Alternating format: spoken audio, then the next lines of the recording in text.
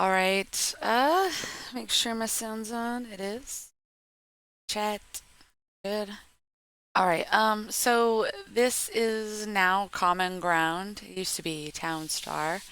We're gonna go over the different modes and definitely get in here and try out the Common Ground mode that they have added. It used to be just casual and events. And I really would play over here in the events section. The event tends to have spots where you can do competitions. This has now they're doing one that ends in a day and a half, almost 2 days, selling pumpkin pies.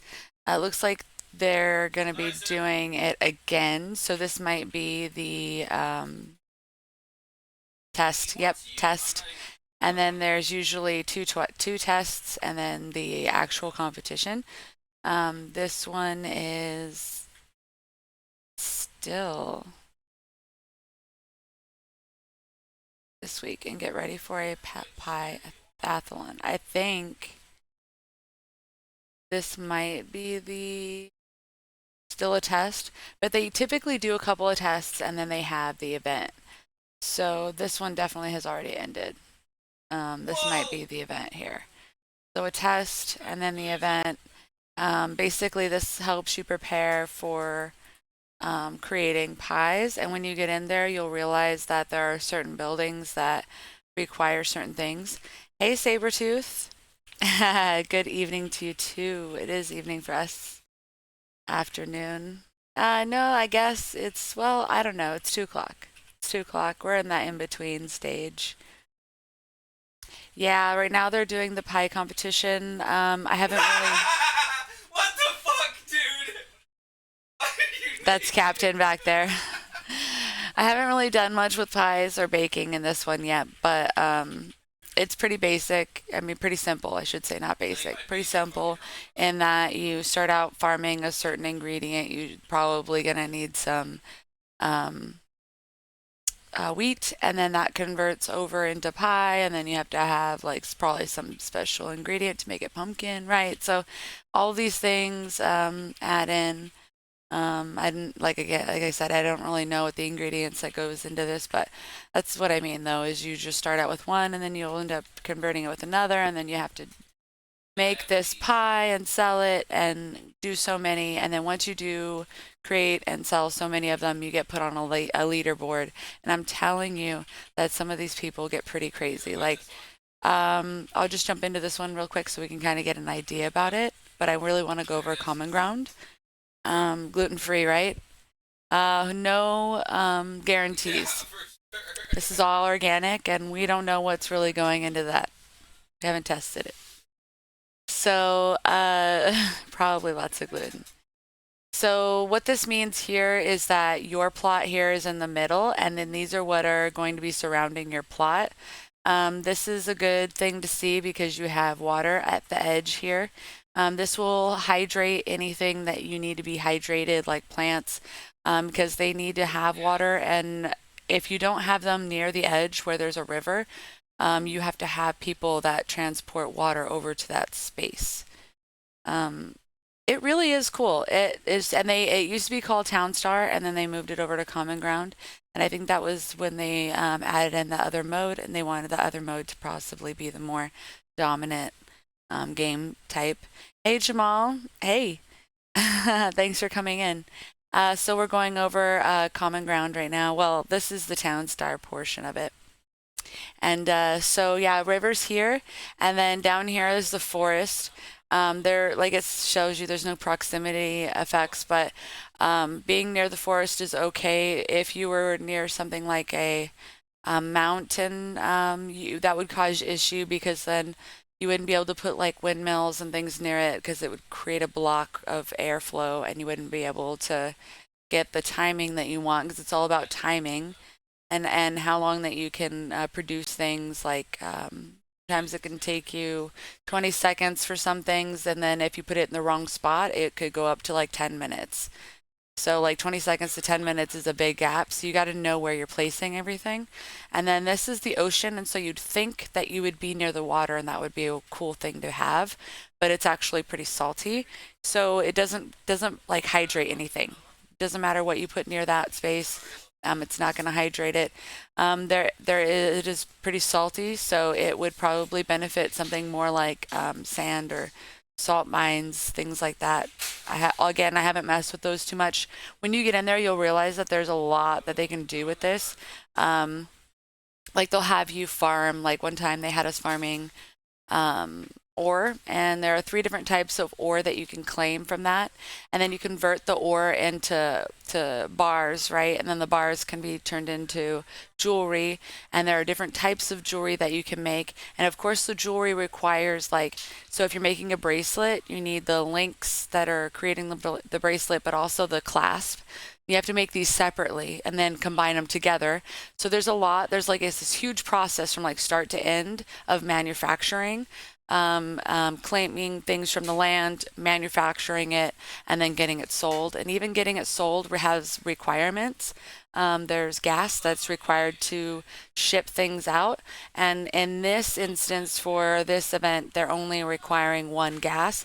But sometimes I've had 2 gas, and that's really frustrating because then you're having to farm double the amount of gas in order to sell the amount of things that you need to.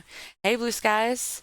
So this one is kind of a player based, because when you get in here, everything that you're doing is creating points, and those points are putting you on a leaderboard. This is idle based as well. You can choose to toggle that on or off. I'm not very great at understanding the aspects of the auto sell prop thing that it has here. You can customize it, but what I found is that I put this one to sell 0, and I would have everything else sell, right, that I would want to sell, and it would still sell my gas. And if you sell all of your gas, you ain't going nowhere. You're not selling anything. Everything becomes a standstill, and your plot ends up dying, and you end up ending the event because you can no longer progress. So gas is super important, especially in the beginning, because you have no refineries that are creating gas for you. This is kind of your limit in that you need to sustain until you can get refineries, and the refineries have all kinds of requirements, and they also impose issues on other buildings that are nearby. So if you put them nearby things that are trying to craft, those crafting stations will just fail almost, in the sense that you're taking longer to create them. But the online aspect is here, Jamal. You get designated a number based on the amount of points that you gain by selling things and creating buildings and progressing on your map. And then if you get so many, you end up being number 1. Now, this is a play test, so these people are farting around basically. Dude, But get off me. when the real dogs come out, when the event happens, Dumb. it's almost instantaneously that you realize that you are not going to go anywhere very fast. And there are people that get up there in the millions. And this is nothing. This is actually maybe even billions, because this person would probably be overshadowed by the people that come out and do the events, because this is just a playtest. It is very much a thinking game, because you have these people that are walking around and they suck up your money. And I'm just sitting here, they've been sucking up money. I've started out with 25,000, and they've taken off that much just sitting here trying to farm the areas that they're intended to farm. And you have different guys that do different things, and those based on the houses that you're putting down. These houses are farmhouses. So if I wanted somebody to do something different, like logs, I would need to put down a log house, and the guy would pop out and he'd go out and start logging.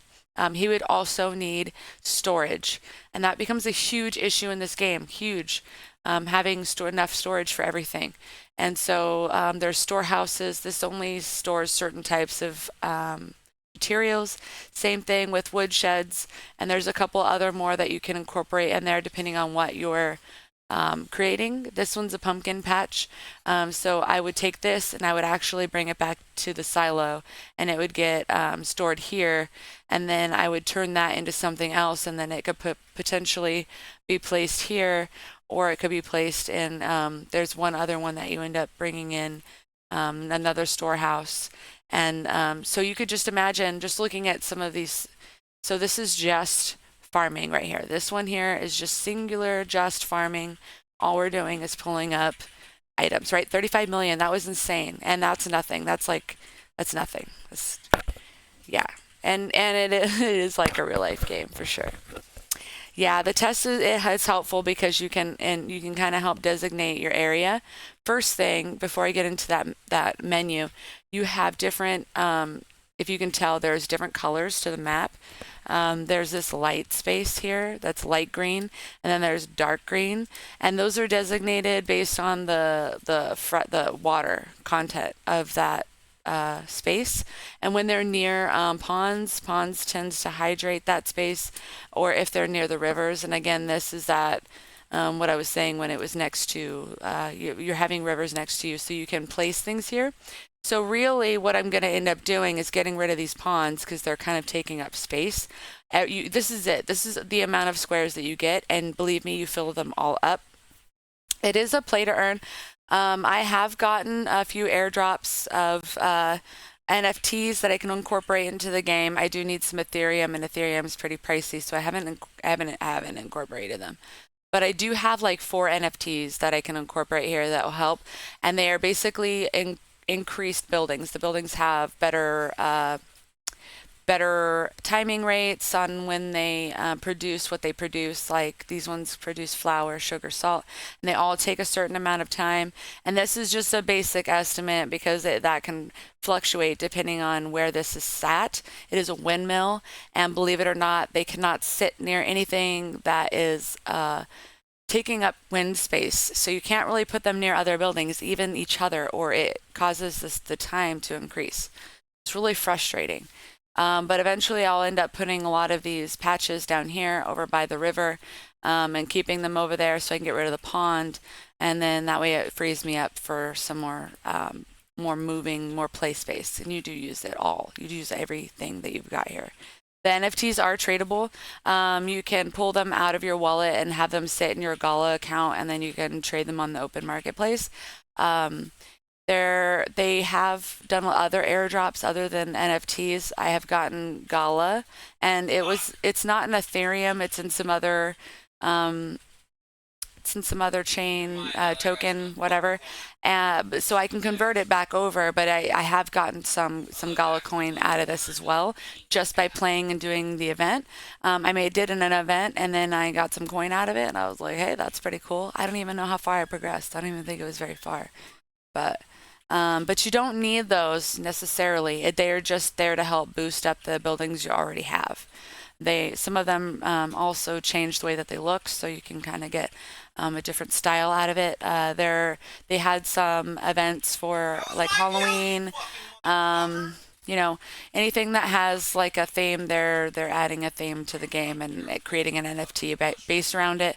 And then a lot of the time they'll put it as an event, and then you can win one if you get up to like 25. I've never gotten to an NFT, but I try. Usually what ends up happening is I'll start out and it'll start me out at like 14,000, right? I don't know where I'm at right now. Where am I? Okay, so this is the zeros. This is people who have not done anything on their map, but they have started their map. And this is where I'm at, right? Somewhere in here, somewhere in the like late hundreds or early 200s. And when you first start out on an event, if you start out on day 1, you start out around 1,400, and I stay there the whole time. Like I don't move, I don't go anywhere, because and even though this will change, like I will be progressing my map, and I'll get like 20,000, I think 100,000, somewhere in there. It was like my top number, but I'm still over here, like 1,400 somewhere, and I can't move up the leaderboard to get to 25 because everybody up here is doing it idly. And I haven't quite figured that out. So I just play it while I'm on, and then I have it turned off while I'm not on. So I need to figure this out. I just really fear that it's going to sell my gas because gas is so precious. And I've had it do that to me before. So when you are working on your map, you have this store window, and they, depending on which event you're working on, you're going to be working in that window. So we're doing farming, majority of everything, not it's not excluded to just the screen, but majority of everything that I'm going to be working from is going to be from this window. There are going to be some other things that I'm going to have to incorporate into my farm to make it sustain. And that's going to be usually over here where we have our energy and our gasoline production.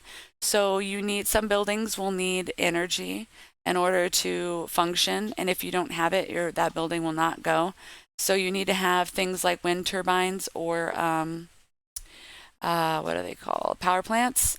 And of course they have their issues. So the wind turbine cannot be near anything that it's going to be in conflict with. It has to pretty much be out there in the middle of nowhere by itself for quite a few, like 3x3 square or something, around it. And you can't put anything within that bounds or the time will just be crap. But so this is like an early game item. You want to use a lot of these in the beginning, and you want to spread them around near the edge of your map where you're going to have like your trees and your trees. Because if you put these near plants like crops, the crops tend to do worse, but these are okay. So it depends on if you want to sacrifice some of your crop time for your wind turbine, but these do okay in near crops. So sometimes I've done that and then eventually end up getting rid of the wind turbine and replacing it with the power plant. The problem with the power plant, though, of course, is always an issue. The power plant requires a lot of energy, a lot, not just to create. So this is just creating. This is what you need in order to create it, put it on your map. But in order to get it to function, you need a lot of energy from this, or not. Is it energy? No, it's not energy. It's, hold up, rewind. It is he's up here, oil pump. It's this crap, the crude oil. And so it turns the crude oil into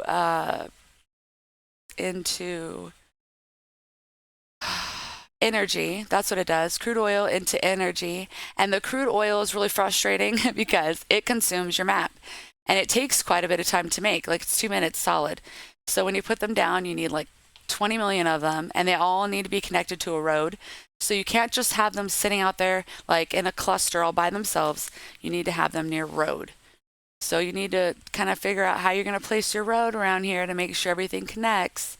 But then also leave enough space to where you can have all of the items you need, because if you have too much road, then you have not enough space for items. So you have to try to figure out how to route your roads to figure out how you're going to progress your town.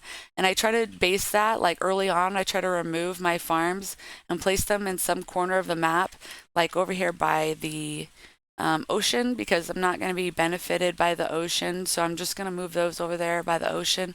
I will plant trees here, and I'll get rid of the natural trees, and I'll plant artificial trees over here by the rivers along the edge.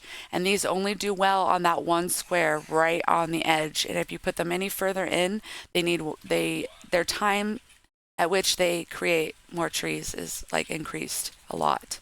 So the best place for these is along the edge, along with your plants, your crops. Your crops, usually you can place them like this 3 space up here. They can usually go up to like this really light green. This one is where it's usually crap, like this middle one here.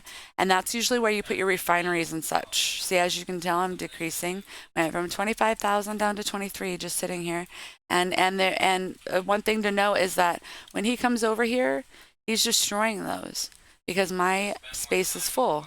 So when he comes over, he's just throwing them away, and I'm not collecting any of them, which means I'm not selling and I'm not doing anything. So this one is really cool for the event, so definitely check it out. It's got 1 day, 19 hours left. Again, the gas is an issue.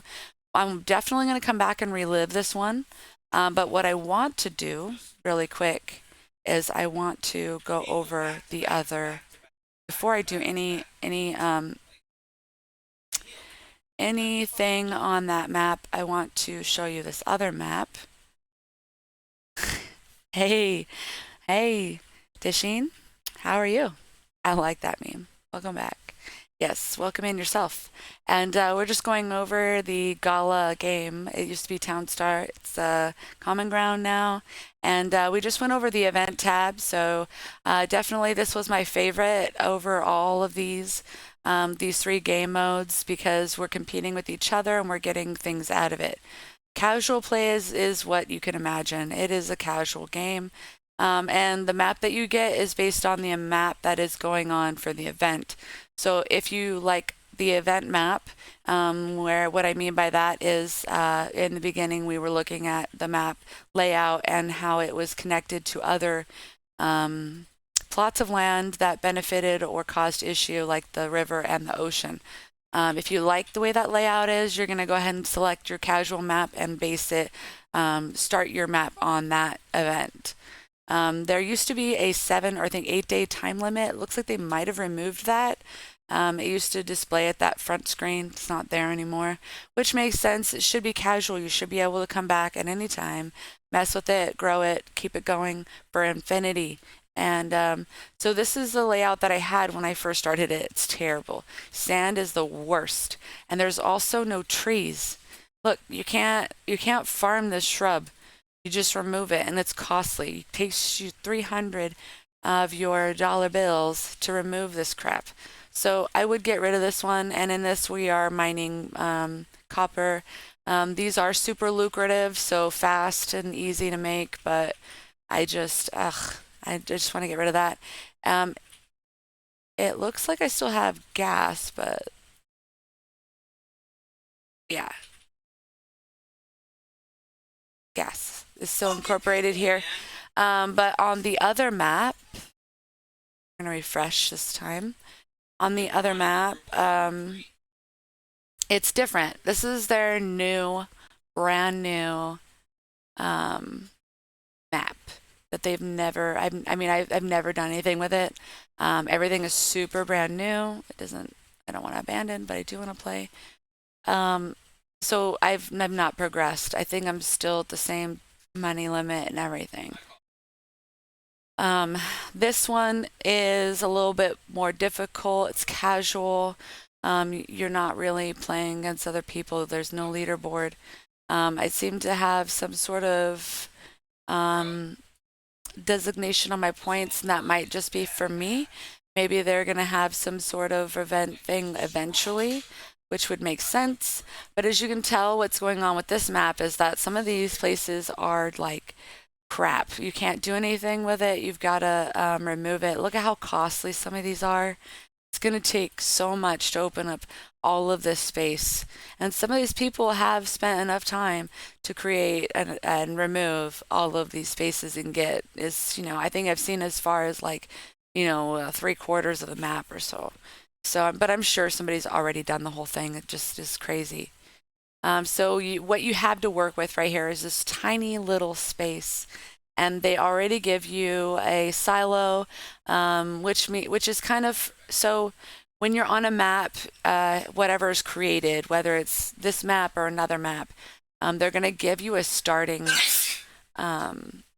storage, and whatever storage that you have, it would be very smart to work on that type of farming. So if you have a silo, you're going to be farming food or some sort of crop that's going to go into the silo. If you have something like where is it at? Ore storage, you're going to be obviously picking up ore. So whatever this little guy is in the beginning, there was one more. I think he's in here. Storehouse. This guy is frustrating for me when they put this guy on here because you don't use it so much in the beginning. It's kind of like a later game, and that is because of the stuff that it holds. Like these are things that you've created. So this is beyond just picking up items. This is creating items. So when they fill your map up with that thing, it's like super annoying because then you have to like remove it. You do so you do get when you're looking at things on your map, there are things that cost you to remove, and then there are things that you can get money for removing. And that was something I didn't notice at first because when we're on the other map, you can sell pawns, you can sell them and get money for them, and you have a few of them on your map to start. So if you start out with $25,000 and it starts to go down, and you need more for whatever reason, you can sell your pawn, gain some money, and then keep going. So you're not like in a super deep crutch, and it kind of gives you something to lean on. So they didn't do that to me this time. They didn't give me that building, but I could have sold it. I guess this one also I could sell. You know, like all these I can sell. They are selling for far under what you paid for. You are spending a lot more to get them on your map, so you don't really want to sell things if you don't have to. You're going to start out with some of these items, so might as well. What we're gonna do is we're gonna kind of flourish with this. This is a tree, and you know I don't have any water, as you can tell. I don't have any like location near water in any of these spaces. Like what the heck? There's no water anywhere. I would have to get over here. So like desert, and then this is my mountain. So when I start expanding, I'm gonna try to get to this water. I'm gonna go this way, even though this crap is gonna be super expensive out here. Yeah, 2,000, 2,000. I wish 2 million, 2.5 million to get over there. But I need to get to the water. This is also just rock, but it's all needs to be removed. And then eventually I can move over there. But yeah, so what I'll do though is we're gonna need tree, this is true. But I'll probably switch up. I don't know if I want to make wheat.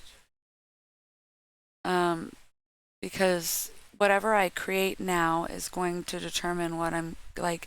I would need a windmill to make flour. Windmill is a pain. But I might need it really for a lot of stuff to get the flour. Winery. You know, these are our options. And then usually you pick like an end thing. Hang on there, guys. I'll be right back.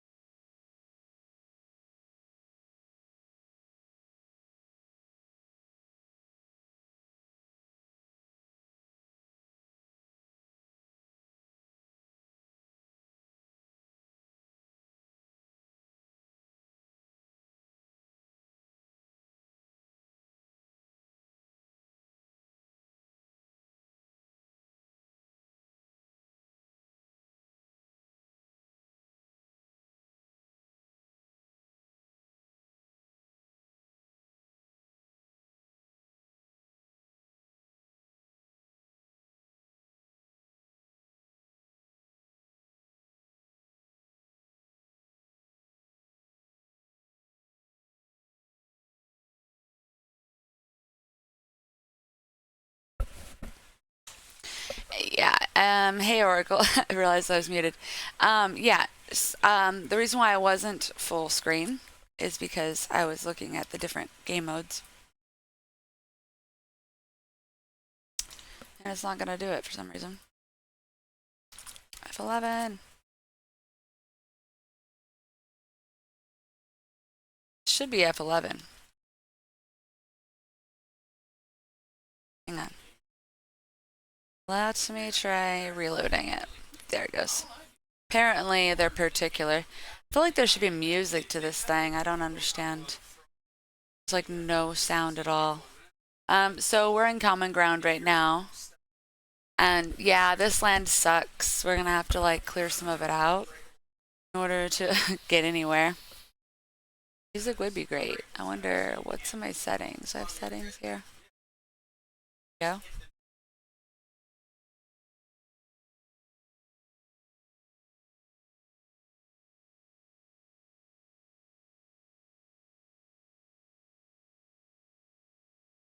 I don't know.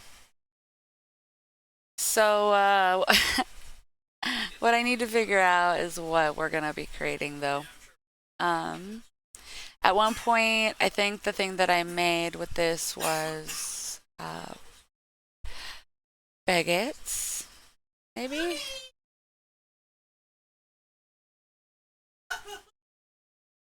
Yeah.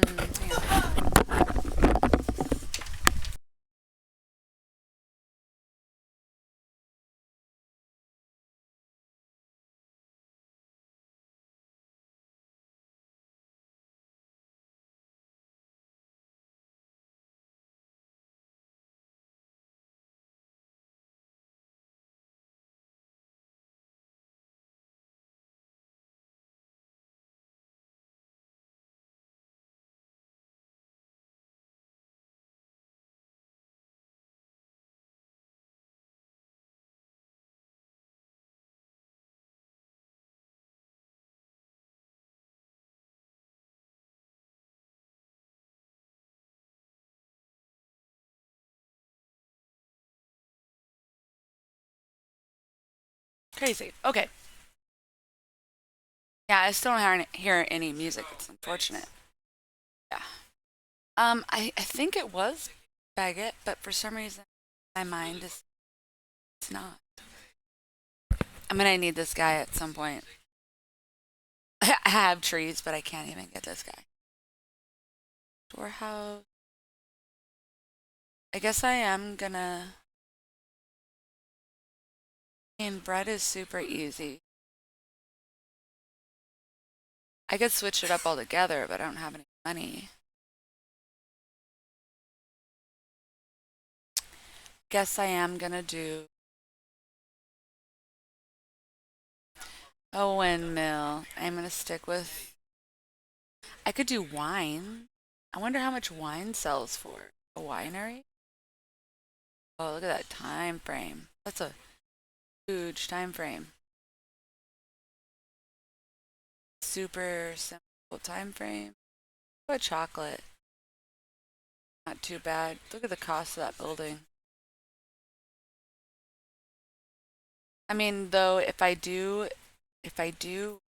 wheat, I feel like there's a lot more options for me. And I feel like wheat is kind of like the basis of a lot of these items that I might need to use later on. So I'm gonna stay with wheat. So what I'll need to do then is create some more wheat fields. And for a while, what I'm gonna pay attention to is my. I don't even need this guy. This is full. Should still be farming. Not sure what the holdup is.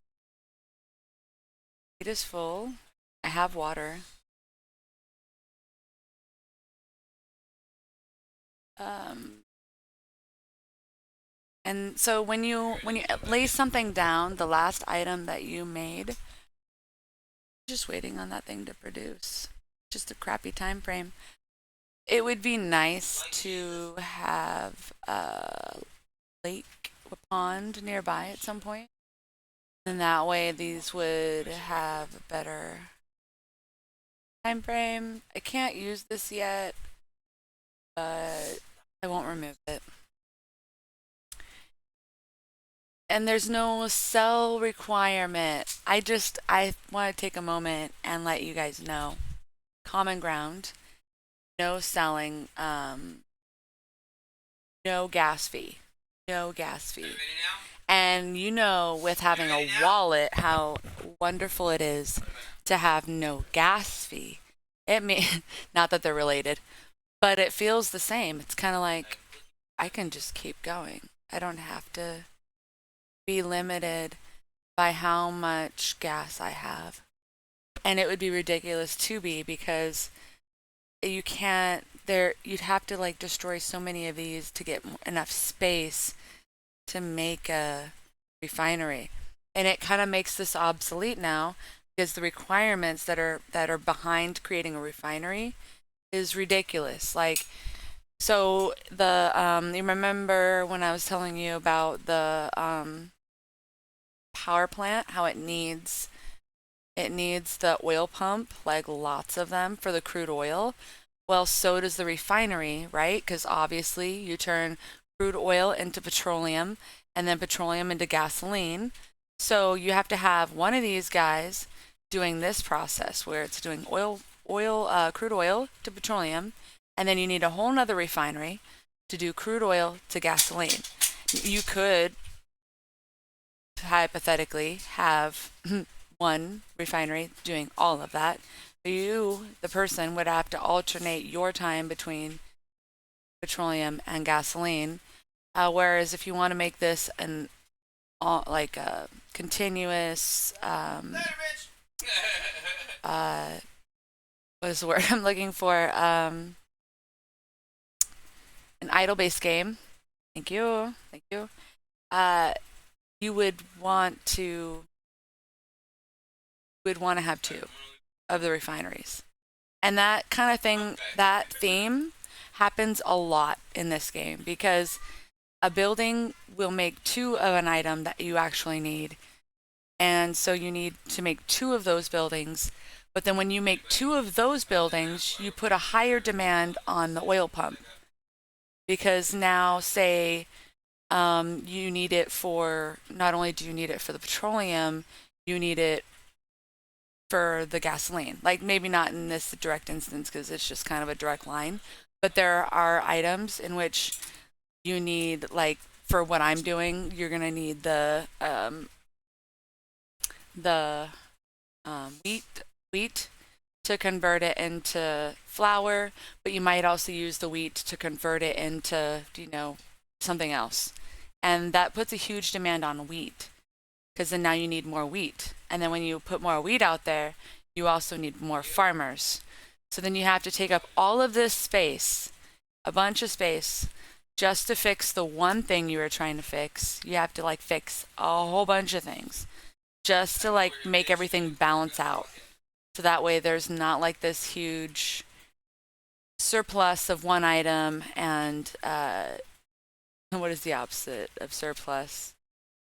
I should know this.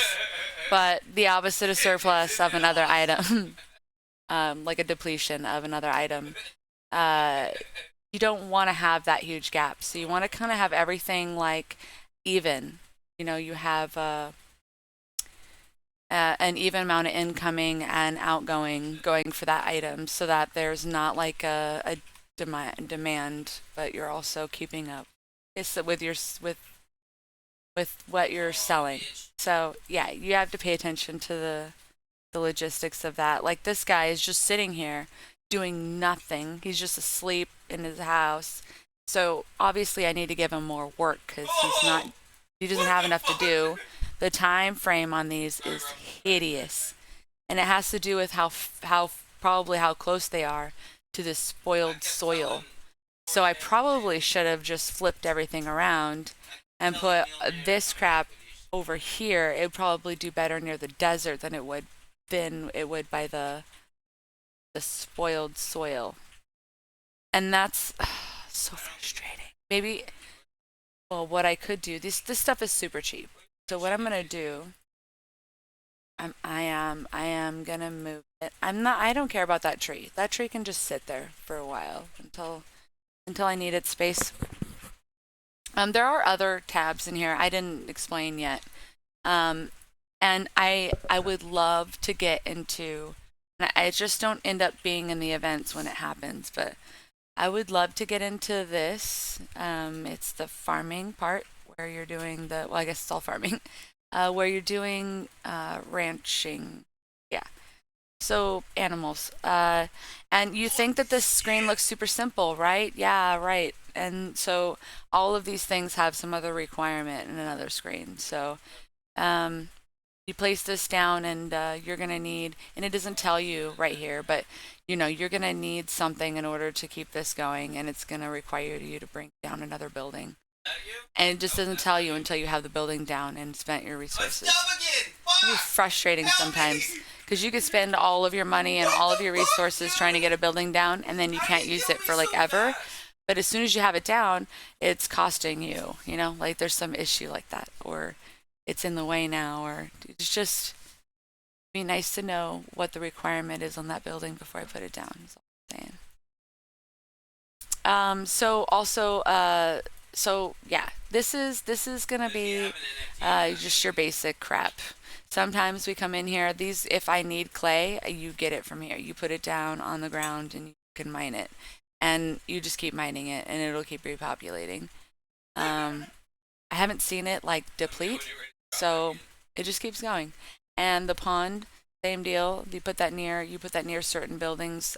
Certain buildings will require this, like in the industry here, you'll have water pumps. These water pumps require you to be near a pond. So a lot of these have a function for these other buildings. They're not decoration. You might have a meadow here that's requiring, giving you feed for your animals, whatever. It's nectar. This is probably has to do with the bees. And so it all has a purpose. The paved road even has a function. It's not just a look. Some buildings that are hazardous require, think it's, I think it's a power plant that requires you to be near a paved road. And yeah, place near a paved road and a water pump. So you have to have both of those down before you even place down the power plant.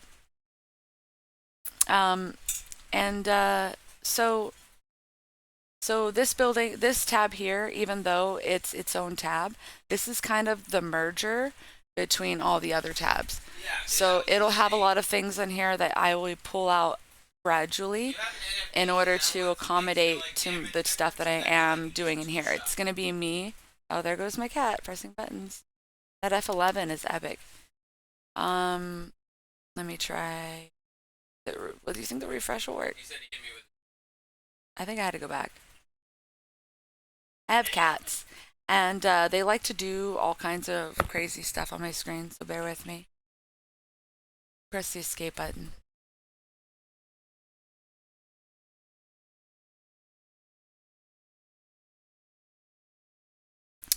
I'll just give you a peek through on the their screens here so you can get an idea what they are. I feel like when I first started, I struggled with the vastness of these screens, and I didn't realize that majority of my focus is going to be only in one screen at a time, and that it helped me focus, and I didn't feel so anxious about everything that was going on because of that factor that you're not really going to know what you're going to need until they're placed down. Like, for instance, this candy shop here, you can't tell what it takes to make that candy cane until you put the building down, and then you look in the building and it goes, oh, you need candy canes that you make from over here, and whatever, and even in that instance, it doesn't really tell you which shop. It just says, go, you need to go and make some candy canes. And so you kind of have to do this hunt. There's definitely some features that they can add to that, make it so much easier. This cat is still messing. Battle of the cat. I need one of those cameras down at my keyboard just so you can watch what's going on with my cats. They are always messing with me. So this screen here, this is going to be your trading. The one that you're going to be doing primarily is this guy. And I would suggest having at least 2 of these guys on one side, and then maybe later on add 2 more on another side. And you can tell, you can't do those guys over water. You can only do them over land, and they will not cross through the mountain. So My options are limited to these 2 spaces here now. So eventually I would want to have one here, and one here, one here. Or what I could do is just have 2 here and then have a what is called a trade pier. Not trade pier, a freight pier. Trade pier is similar to the trade depot. The only difference is that this can go over land or water, and this is land, and the amount of items that they carry is the same. So you can only sell, for instance, when I pull this guy up and I go to sell, you can only sell 10 wheat at a time. And so in the other screens, that gets really frustrating because it's 1 gas a piece, 1 per 10, one gas per 10 wheat. Whereas if you have the trade freight pier, he does 100 items for 1 gas. The downside of that guy, this guy right here, is that it's not like you can choose 10 wheat and 30 bread and 40 flour. No, whatever. No, my odds, that doesn't quite add up. But anyway, you can't designate how much or what item. You have to do 100 wheat all at once. And you can imagine the amount of storage sheds that you need to have in order to have 100 wheat, just 100 wheat in there and not have an overflow, but also be able to carry other items, because there are times which wheat is not the only thing you're going to be farming in order to create the item that you need. Like when I get into chocolate, I'm going to probably need something else from over here. Or if I was going to make some pumpkin pie, I would need pumpkins. So then my time and my people and my storage would be divided upon different food sources and not just wheat. So I would need enough storage to hold 100 wheat plus whatever amount of other item I wanted to hold. So you end up having like a crap ton of storage on here. So one suggestion would be is that you would want to work on your storage first before you work on producing the item that you want to produce, because your person can sit here and produce all day long, but if they have nowhere to put the item, then all the stuff that they're picking up for you is going to be destroyed, discarded. You won't get it anymore, it's gone. So you want to make sure that you have enough storage first. This one's going to be really fun, I think, because I'm going to have more, I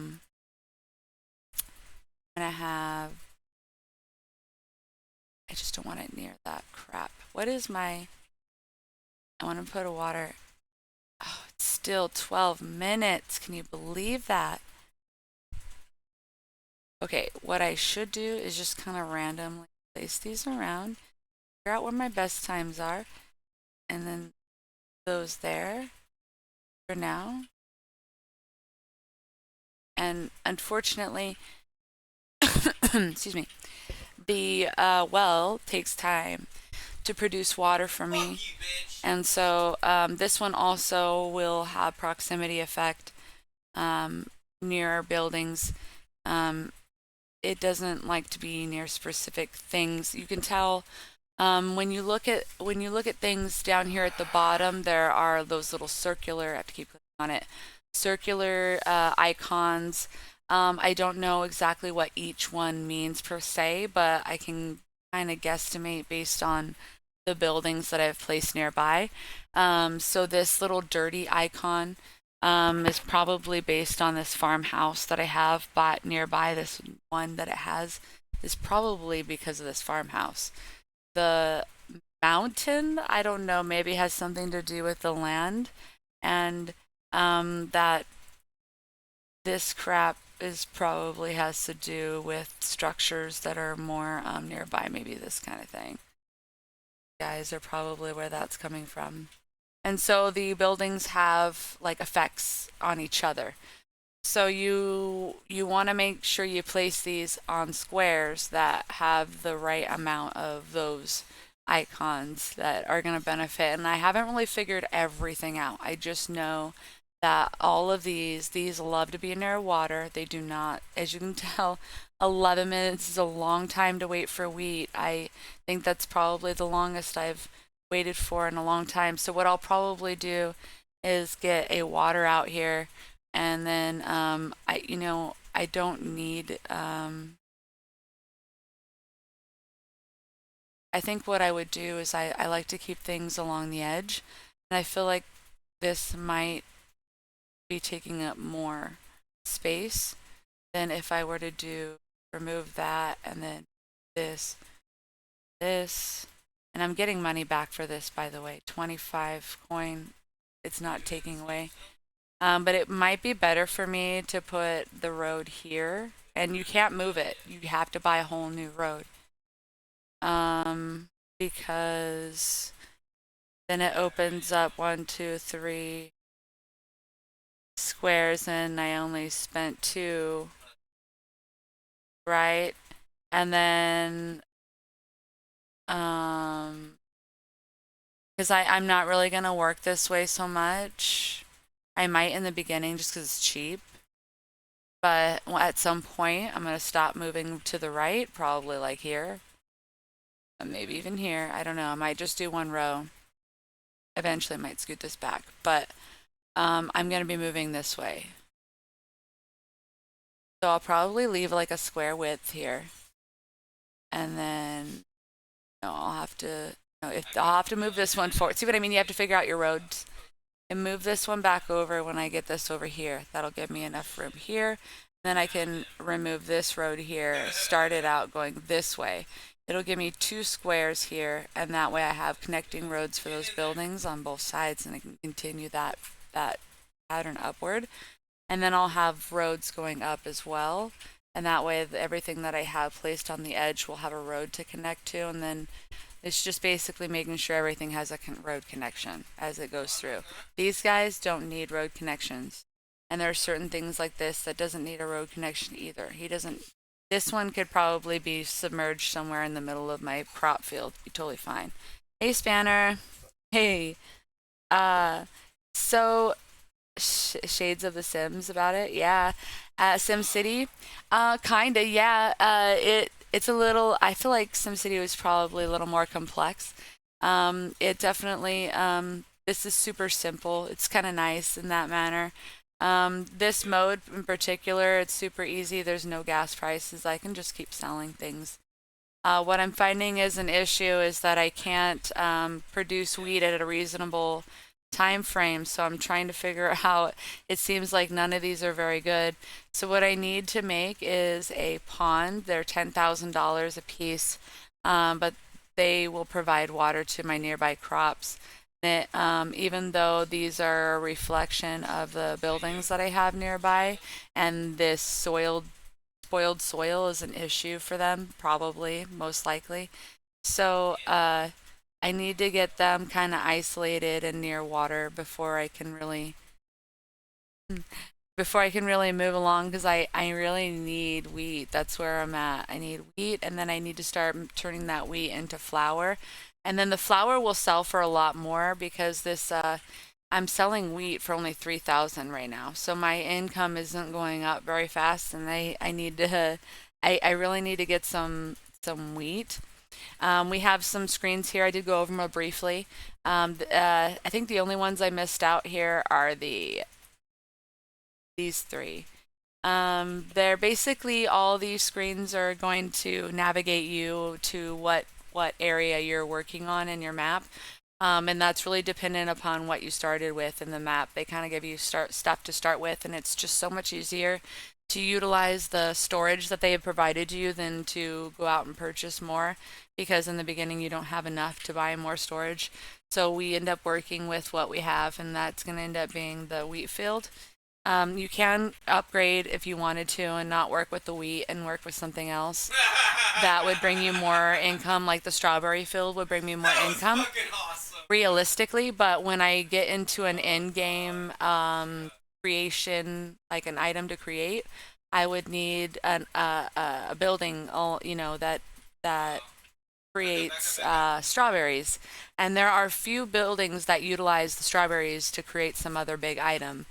Whereas opposed to the wheat, you can turn wheat into a lot more items like batter and baguettes and dough. What was so resource management game for sure. It's cool though because you think that it would be super slow. Like this looks like it would be so slow. And this isn't the only mode. There are other modes where the whole map is open. This is their new map. Excuse me.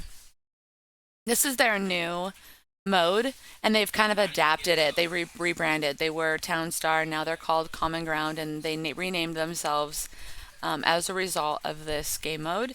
In this game mode, you have to clear out spaces to kind of work your way back in order to get more spaces to use. But in other game modes, the original game modes, you have the whole map available. Yeah, definitely. Yeah, and there's buildings. So once you lay them down on your map, you can utilize them to make things. And even better things, more expensive things that sell for a lot more. And eventually money's not an issue. You end up sitting here moving things around, trying to figure out how to make sure that you have enough crap over here, or to make sure that you're not in overabundance in one type of material that you could potentially convert into something else. So you have to kind of make sure your numbers are balanced, I guess, probably the appropriate term. This guy, for instance, is sleeping, and that would be kind of like a red flag. Like you need to do something in order to get him to work because he's costing me money. I don't know if they're really doing that in this mode. No, he doesn't cost me anything. Hang on.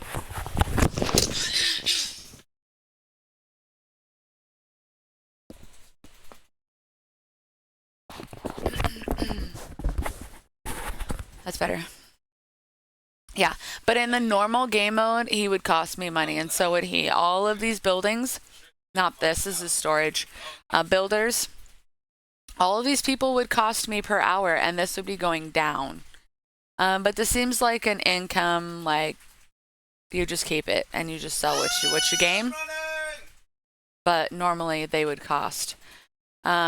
So them sitting here would be a huge issue because now I am in the negative rather than in the positive.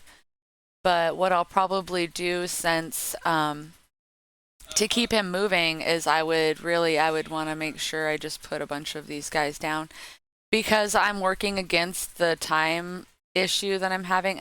He won't go. Yeah, he will go there. So I forget. The wheat will go anywhere without all that road. And maybe I should have just got rid of the road and just kept this all farm to begin with. Add the road in later.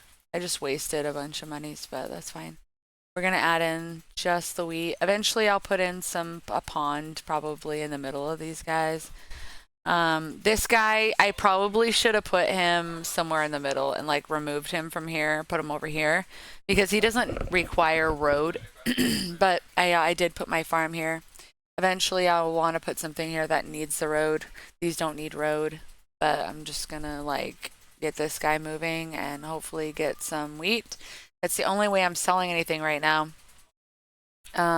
But yeah, you can turn this into an idle-based game normally. On this one, there's none of that settings. But yeah, so you'll just kind of turn one into the other. I suppose I'll show you the other map. And there is an event that's pretty much always going. And you can get in-game assets from competing in the events. So, there's casual, right? But there's events. And we were going to work in this one. Let me see if I can get the F11 to work. I don't know why, but like some games just don't like F11. There's like no real way to get the... That's fine. Whatever. So this is the full map. And there are items on here now that I didn't have before, like these lakes and stuff. And I can also do the trees. And then also, Spanner, one thing that is much, much different is now that I have access to this river, there's like a geographical I can't even think of what that would be, the actual term, but the land here, the topography is changing based on what is on it. So the water is causing the outer perimeter to turn dark green, and so that would be more of a better place for these pumpkins. You can tell they require water, 10 water. It actually doesn't like this spot. It hates it. So it only gets eight water from sitting on this green spot. This green spot affords it 8 water. Somebody still has to add 2 water to it to get it to do anything. Pumpkin apparently is crap. But if I were to put it over here, it would be only 5. And that's probably because there's this guy over here and this guy over here. 2 double waters. Pumpkins suck. But if you put another item over there, yeah, it's pretty intricate, but it's super simple. like super like happy today. So I'm what are you doing? Like trying to figure out, is there a cord attached? Okay. So the wheat, I'll convert into something else, and I'll need a farmer to come in and mess with the wheat. And then once I bring the wheat into the silo here to store, I'll need somebody to come in and grab it out of the silo and take it over to the windmill, and then he'll turn it into flour. And then once I have the flour, I can turn that into some other thing like baguettes or whatever, dough. I can turn it into dough. There's all kinds of stuff in there. The trouble with this one is that I have the time frame working against me. So what I do in the beginning is I get rid of the water, and the water is actually an item that is in store purchase, and so you get money back for it instead of having to remove it from your land. Like the trees, they cost in-game money to remove them. So eventually I'll need to remove all of these trees because they're all in my way, all of them. And I'll create a line of trees along the edge here, right up against the water for the river, because that's going to be the best place for my trees. And I can still create crops out here without that being an issue. Yeah, it is a browser game, but I would imagine, and it is idle based, and you can do an auto sell feature, turn it on and off, and then customize how much you're selling.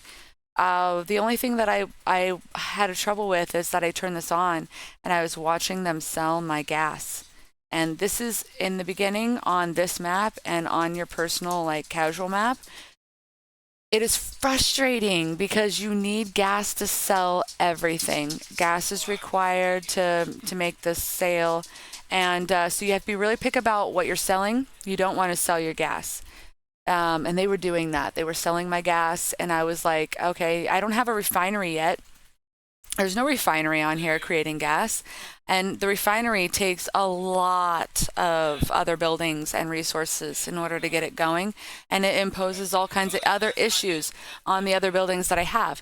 So at first I stay away from that because it's costly.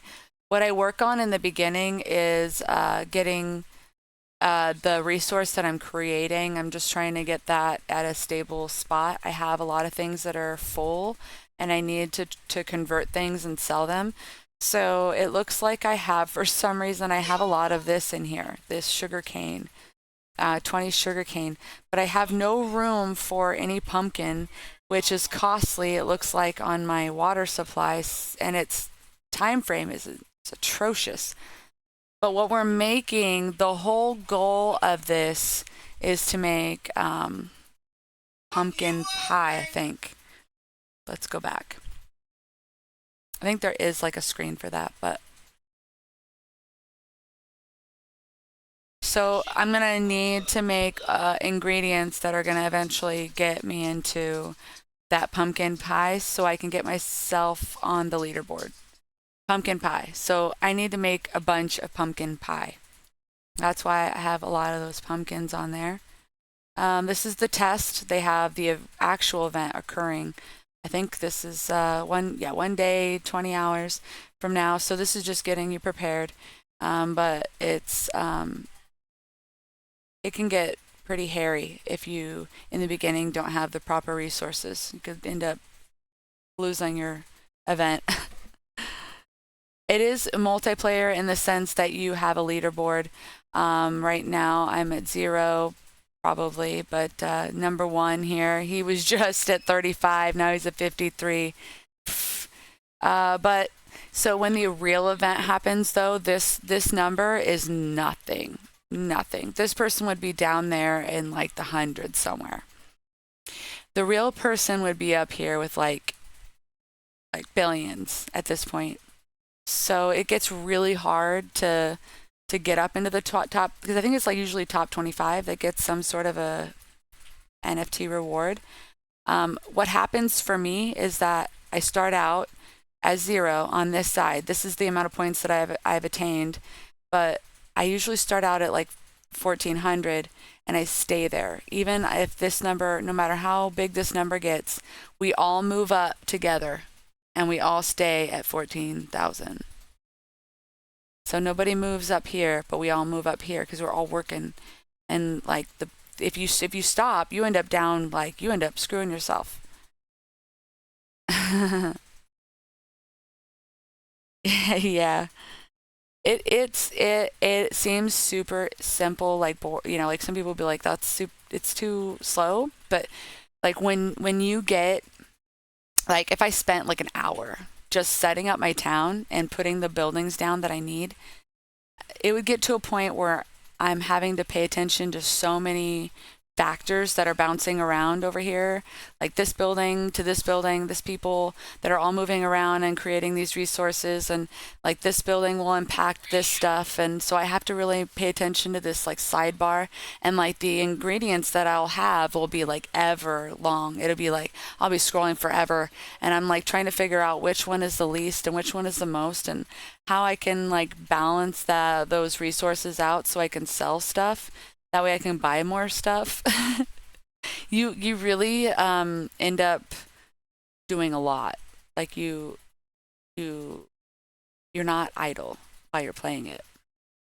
You're not just sitting here going, okay, move, bring me my wood.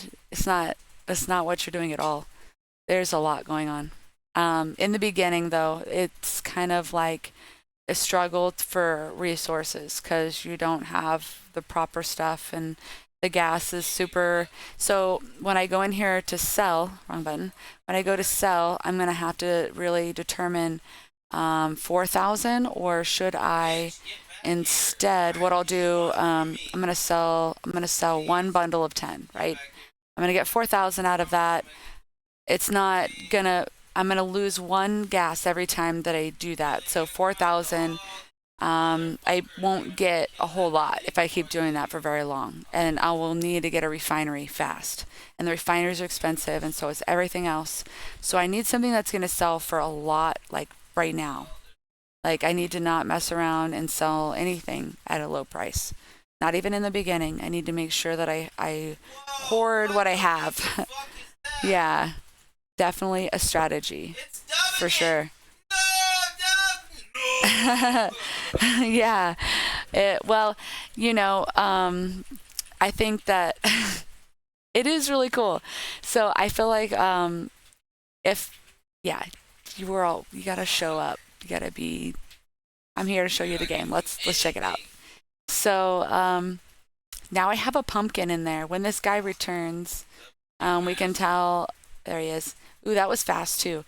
Sometimes, depending on the map that you have, this guy will be out there forever. You'll wait for like 2 minutes and he'll finally come back and you're like, oh, I want to sell something. And it took you 2 minutes to sell the last thing. So this map seems to be, oh my gosh. $30,000. So I'm going to stop doing this immediately. And unfortunately, what I'm going to do in order to get rid of that crop that is now flooded my silo is I'm going to flush it. He's going to add another one in there right now. I'm going to flush it. It's going to get rid of the pumpkin I just made. Oh no, I got to get rid of that too. Oh, perfect. Give Dan a kiss. So I'm going to make some pumpkin. That's what we're going to do. We're going to make some pumpkin. Kitty cat, don't get in the way, babe. These things cost money to remove, and they are for sure in my way because this is the best spot for that pumpkin. My kitty. No. You can't cuddle the tablet. Holy cow. Here it is. Just that really quick. So it's going to take me a while before I can really remove these. So what I'll do is I'll probably just add pumpkin in around, and I kind of want to try to stay close to this second grouping of, I'll probably add one here, and maybe that might be too far away from this one. So here, and this isn't a very good color. Ugh, this is probably the best over here. So I'll probably just here and here, I don't know, here and here, add another couple pumpkins. Because they sell for so much, I was going to say they're probably going to cost a lot. They're not. They're super cheap. In fact, they're the same as wheat. So you can also see what that area of effect is going to be for the water before you put it down. Crap for that spot. 8, 4. These are all 4, which means that this guy's going to have to add in the remaining water. And I think it was 10 altogether. So this is an even better spot. So they're going to have to add 5 to that. Oh, that one's crap, but I definitely want to stick one here. And then quick buy is always going to be down there. So if you need to buy another set, you can. And then in the future, I'm going to move everything over here because there's an area of effect already from the river. So I'll need less ponds and I can spread them out a little bit more efficiently. And I'll probably like dot them. I'll probably put like a certain number of crops here, have like a pond somewhere close by, and then number of crops, pond, and I'll keep doing that. And I can actually do that across 2 of the sides. And I'll also have trees in there too. The trees won't do any issues for the crops, and the crops won't do any issues for the trees. They'll just live simultaneously. I will probably add in a windmill here and there somewhere in that stack, which will cause an issue for my crops and my trees. But the windmills, they don't really do well anywhere else. And the windmills are going to be where I'm making the most money from this point. I don't know. That pumpkin was insane. That was insane. What else can I do with pumpkin? Like, if I can sell just pumpkin for $30,000, other than the pie, is there anything else that I can be immediately doing with pumpkin? Because I'm sure whatever that was, whatever it is going to sell. Pumpkin pie. I'll need this guy. He's $1 million, as this is what we're going to be selling. And it takes a good deal of time. And this time frame, the 180 to 1,440, is going to be dependent upon what I put it next to. I cannot put this next to any refineries, anything that's oily, dirty. It can be near. It can be near crops, but the crops do not like it. They don't like being near anything that is producing anything at all. They like to kind of be by themselves, but it's what it is. A lot of the times, I try to benefit the time frame of the item that I'm trying to create, and add a sacrifice to the crop.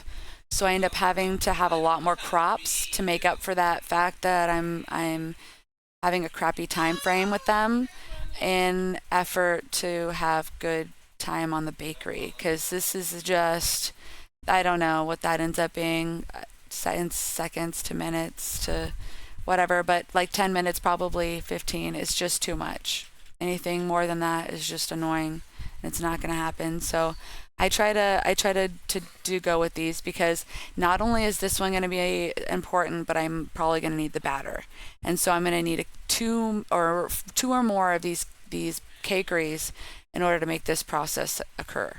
Is it's really frustrating to like have to make 10 of these and then make 5 of those and then start that process over because you have to manually change what you're making in there for it to change. It doesn't just go, we have enough batter, let's make some pumpkin pie. That's all you. So, what's up, dude?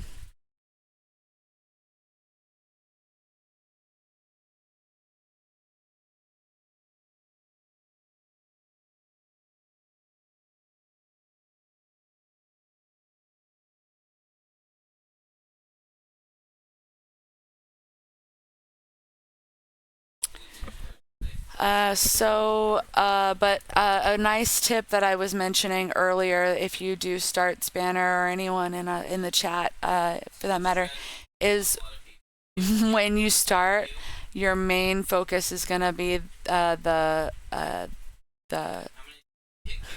storages, because if these get overfilled with your item, your person just kind of dumps things into nowhere.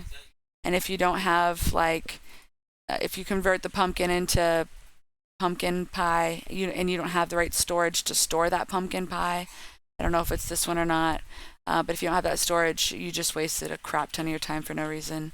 So you have to make sure that your storages are proper, even down to the gasoline and the oil. So eventually I'm going to move this guy, the fuel storage, to be closer to the refinery, which is going to be further away from everything else, probably over here, because eventually I'm going to remove these. This is all going to be light green, and the only dark green I'm going to have is along the edge. This is going to be the only dark green that's going to be left. And everything else is going to be industrial, and this will be my farming and my trees. And then I'll have loggers as well that'll go out there and harvest, and more farmhouses. So there'll be a bunch of houses, and I'll probably put those over here too. Probably put the houses over here. I usually designate like a neighborhood for houses, so that way they're all in one spot and out of the way, because these guys have to travel on a road and move back and forth between their like workstations. This guy is going to want to go to the farm field and then to the storage, the farm field into the storage. And I need those things to like be flawless. I don't need the houses to be in the way. So I put the houses in like a corner somewhere where it's yellow, kind of green grass. And that way I can utilize the dark green grass for all the farming. I'm sure that if I was doing like animals, the dark green grass might not be as important, but for farming any crops and trees, this is going to be where we're going to focus our time and building space for our crafting, for the ingredients anyway. And we'll keep all of our industrial stuff away from that. So what I'm going to focus on first, very, very, very, very first, is trying to move this crap over here, because right now it's doing good, and it's going to do better over here for now than it would over here. But I don't want to try to expand this over here. I don't want to like get cluttered and overwhelmed with like a bunch of pumpkins that I've now dedicated, and all of these water spaces that I've created to keep it all up. I don't want to do all that over here. I want to set everything up here, and it's going to look a little clunky. It's going to be annoying at first. There's going to be a lot of like these guys walking in directions that it's not going to be beneficial at first. Like everything's going to be inefficient. But if I can get that in the right place, eventually the map will be efficient, and I won't have to like spend more money removing and creating items that I didn't need to, especially when it comes to these buildings. Some of them get really expensive. Like these, I think is like 15. A lot of the storages range between $10,000 and $20,000 just to put one storage down, and so I don't want to have them in the wrong place. I don't want to start dedicating space to those and then having to delete them and put them somewhere else. You don't get to move any items. Where they are is where they are, and you have to delete them like completely all together and then start over with a whole nother construction. And there's somebody that comes out and builds those, so you put something down and you have to wait for it to be built, and you have to wait for those resources to be available in order for your building to be built in the first place. So I don't want to spend a lot of time on that. The overall objective is going to be to make pumpkin pies. So right now, only thing that I'm creating for my land is pumpkin. And so simultaneously, while I'm creating pumpkin pies, I have to also work on my energy resources and what is the other thing? The energy and I mean, there's a lot in this screen. Yeah, basically it's going to be energy. So you're going to need to at first do a lot of the wind turbines. These are going to provide us like a simple energy. They do cause a lot of issue with other buildings. Eventually I'm going to turn it into crude oil, and that'll replace wind turbines. Crude oil will turn into my refinery, which is going to give me my gas. This is going to be an important feature I'm going to have to incorporate. And usually what I do is that when I get to about 20 gas left, I need to make an immediate switch no matter what I'm doing in the game, and I need to start making my refineries. And what I usually do in the meantime to get to 20 gas is work on getting the item that I need to sell that is selling at an appropriate value in order to get the funds that I need to make the refinery. So that's usually like my first step, because once I have my refinery on there, I can kind of take a breath.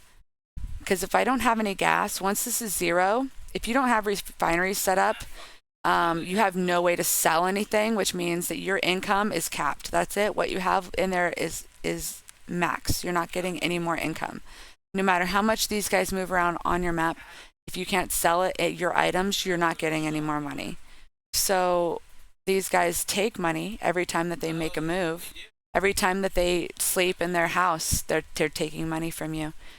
So they need to be replenished.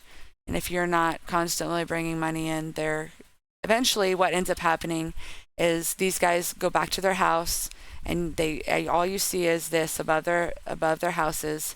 Nothing happens. You don't sell anything. You don't make anything. Game over. So this is a Web3 game. Yeah. I have received some NFTs for this, and you basically convert them into the game. Like, you take them out of your wallet and you merge them to your game, and then you can take them out of the store as the building, right? Like I have like an ore building, and I think it's this ore storage, but I haven't moved it in game. It cost Ethereum for I think I have like 3 of them, 3 NFTs. There's one that's like a circus. It's like the look of it is different. It's like a circus look to it. I also have some Halloween buildings, so I could convert those over here and display them on my map. They have bonuses as well. Captain has one for his, and so does Lake for his trade depot. So it goes and comes a lot faster. There's that downtime at which you're selling is, it's like super fast. So then you can get your stuff going a lot faster. You have more of a leg up. So they do come with benefits. People with NFTs can tend to get their map going a lot faster than people who do not have NFTs. It's not required. It's not like they get an extra building. Everybody has the same screens.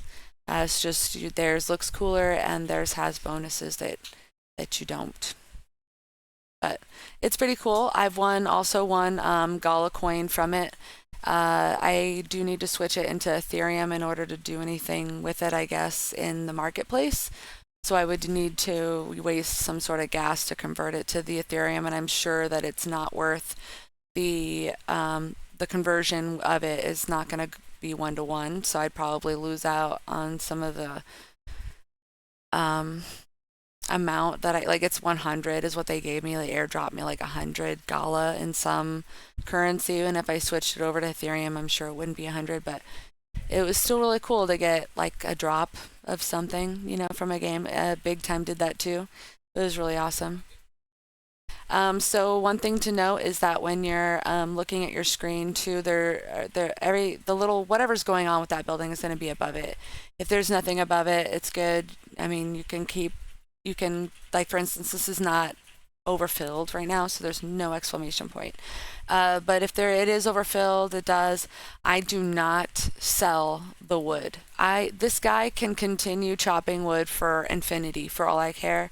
I am not selling that wood. That wood is not valuable at all. Like, my gas is not worth $2,500, and it wasn't worth the $3,000 that I sold in the first place with the silo, but it was worth it just to throw it out there. We did it.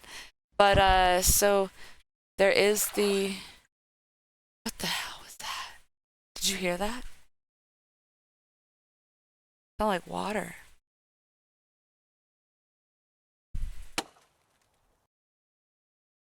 Every once in a while there's a sound. So anyways, that's so weird. Dude, from days away now. Yeah. And I killed him! And Captain back there Yeah. screaming. Yeah, I think it's just a random add-in of the sound. So these also produce money. I can sell those and gain a profit in my income. Sometimes what I do is the in-game sound is pretty intense. Let me adjust that really quick. I think it's this thing. Okay, that's good. So what I will probably do then is I probably will turn this into housing over here. It's obviously crowded by plants right now. I don't want them over there.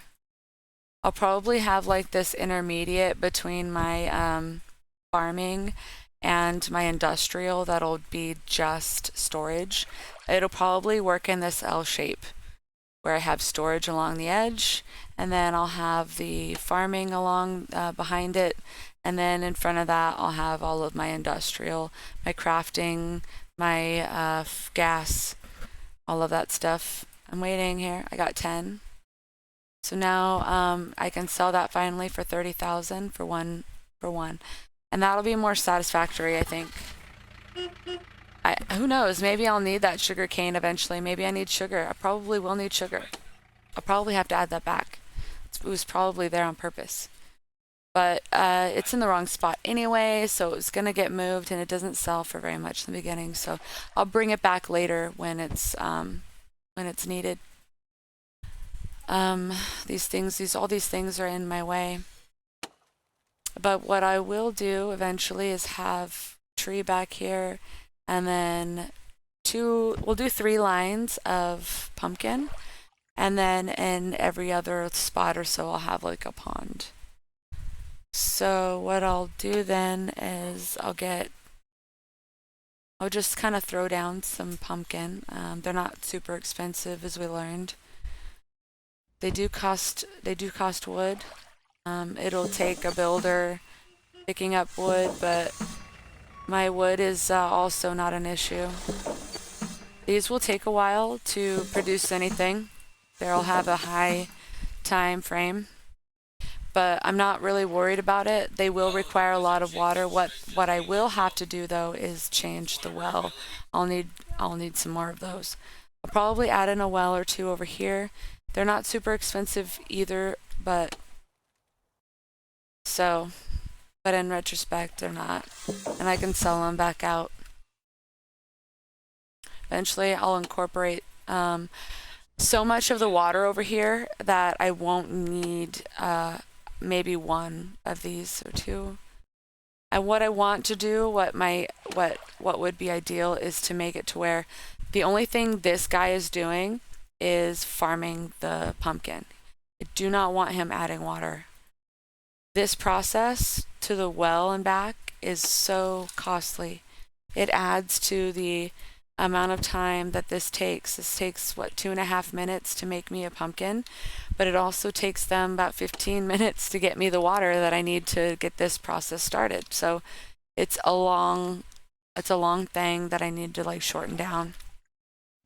I can add more wells over here and then remove this well. This well's doing surprisingly well over there in that spot.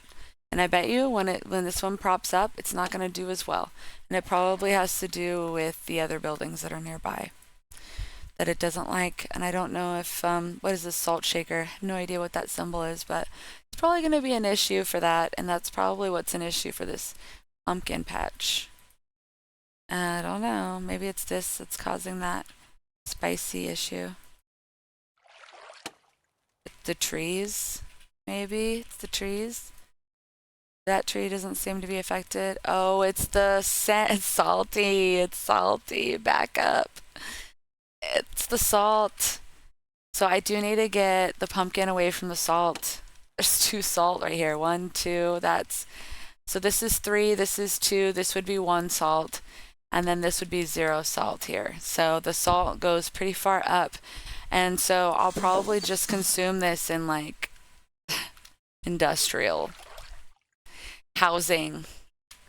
It's stupid to have all this pumpkin over here. In fact, this is a stupid spot too. 1, 2, 3. Oh, not a total loss, not a complete loss. It just means that I won't be putting pumpkin over there. I could probably put something else over there that'll be just fine. Like, who knows? But we'll definitely do pumpkin over here and over here. I probably should have just said it. Let's throw it over here. There's less trees and there's no salt. Let's do that. These aren't the only thing that I wasted was maybe a tree or 2. Let's start over with that. Let's put some pumpkins over here. See, we learn. That's part of this game too, is trying to figure out where everything goes. And that's what the test is about. So you can kind of screw up if you really want to and start over. I want to have trees back here. I know that's not an immediate feature that I'll be adding, but it'll happen. And I want to like destroy the least amount of things as possible. Don't want to have to restart anything if I don't have to. So the thing I'll pay attention to for selling is just, does this get to 10? Need this to get to 10. I won't buy a storage until I have such a surplus that I can't keep up with that and the gas. The gas right now is not an issue till 20, so I'm gonna keep using this till 20, and then storage will be an issue. Windmill, I can't do anything with that until I have the sugarcane. That was the purpose of the windmill. And the sugarcane is to help with the pumpkins. They're trying to give us a leg up, but I'll probably be removing this. This is not going to stay here. And another thing is that when you make these buildings, you kind of want them to be close by the storage. These guys are walking awfully far to get to that space. So when I move these over to here and I get rid of these, they'll have a far less walk. And I'll also create my storage along that edge to keep that process going. And then having the appropriate storages near the appropriate buildings. So when I create the industrial area here, I'll make sure that those storages that they need are near those buildings in that lineup as well. So it's kind of a process of figuring out where you're putting everything, especially in the beginning. It really, really is. And that one does so well, I'll keep it there for now. And I probably should have just put my water well over here.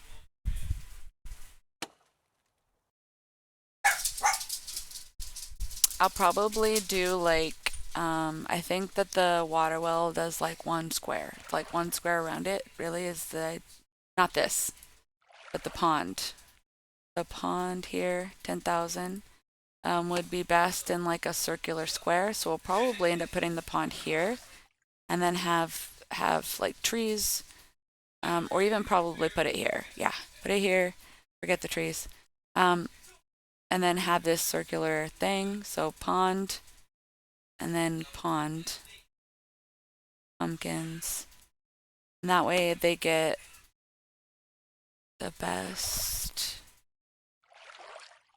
So they start out, well, actually it might be, mine might need them closer than that. Pond and then skip one, because this far out, there's really not that much water from the water. So here, here, and whatever, it'll help. It'll help. It'll be fine. It'll be a lot of water. But I don't have to do this everything pumpkin. This whole side can be pumpkin, and then maybe we'll do some sugar cane over here. And then if I need to add in another one, I'll add in another one. But pumpkin in one spot, and then sugar cane in the other. And then also, you don't have to click on the building to find out how much you got. You got it all right here too. I'm sure you probably figured. But my builder's building. These guys are working their booties off. I need more water. Seems to be where my issue is. I need water. Water. What I'll do in the meantime is I'll put these where I want my water stations. And since I'm going to do this pattern, this is my first one. This is my second one. And then this will be the third one.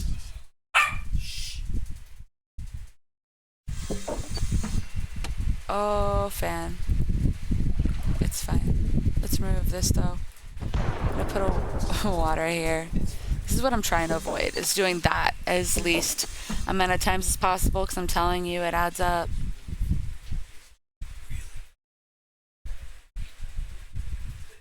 Huh? You talking trash back there? Yeah, if you're the mage, Jake. It's true. Honestly, I feel like you do those sheep whoops. Oh, jeez. They're doing the whoop whoop. Let's see. And then the other one's gonna be where this tree is. Am I doing this right? Yeah. Yeah, every other one.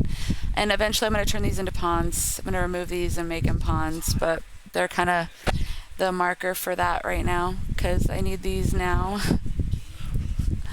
So might as well. This all has to change. It's just, no. And I can get rid of these and sell them for a lot. And so, pumpkin. I need more pumpkins. Might I have one? Excuse me? You're cut off. It's not funny. She came into the wrong part of the conversation. That was the only part of the conversation. That's fucking funny. Okay. For me? Yep. Hang on, guys. I'll be right back.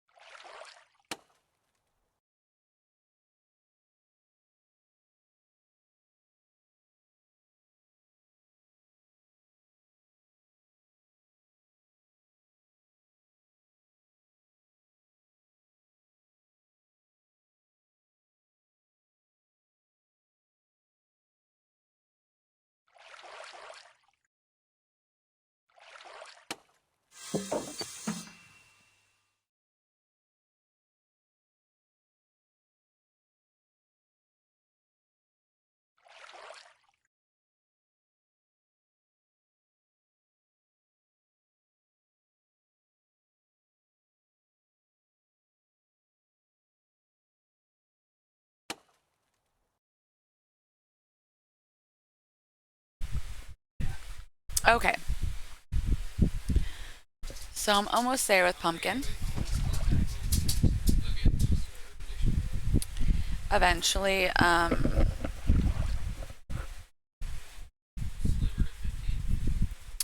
I think what we're gonna have to do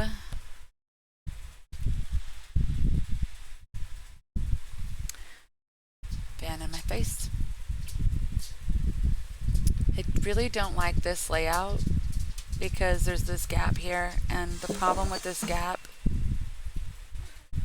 is there's no road. And you could put a road here, sure, but look how much road. You're just stupid. This needs to be -1. Needs to go. Road needs to be right here. And these need to be backed up. It's stupid. It's unfortunate. I'm going to have to change that. I'm going to have to remove this building altogether. It's not even doing me any good. I think I won't even need, let's look at that. I think I won't even, where are you? Okay, so the batter, maybe butter. I don't know if we're gonna need butter. Eggs, crap, are we gonna need eggs? Am I gonna need to get like a chicken coop? I gotta need a chicken coop? Oh my god, I might need a chicken coop. That's so cool. Actually, I'm excited for that. Flour for sure, but I'm not there yet. That's the windmill, and that would be wheat. And so, I mean, no, I don't even need that guy right now. I'm gonna take the loss and remove it because eventually I'm gonna move him over. I'm gonna move this guy eventually too, and I'm gonna remove all of these because now they're walking over here and over there, and I want to focus their attention to this spot because they'll bring it right back to this space, and that'll be much faster than them walking over there. Once my builder creates enough pumpkins, and I'll add a couple more actually. Once my pumpkins are created, then I'll do that because then I'll feel like they're still working just as hard. And this is all gonna be food space, so I'm just gonna go ahead and take it now. I feel like my chat doesn't always work properly, so I have to kind of try to mess with it, and it takes me a minute to try to convince it to work. There it goes. Maybe that. There it goes. Okay. Nonetheless, eventually I'll have to remove these trees, but they cost so much, so I'll leave them there for now. I wish I could move things around, but plus these aren't as good. Like for some reason, these trees, the natural trees, don't produce as much or as efficiently, I guess is the better term, as the trees that you can plant.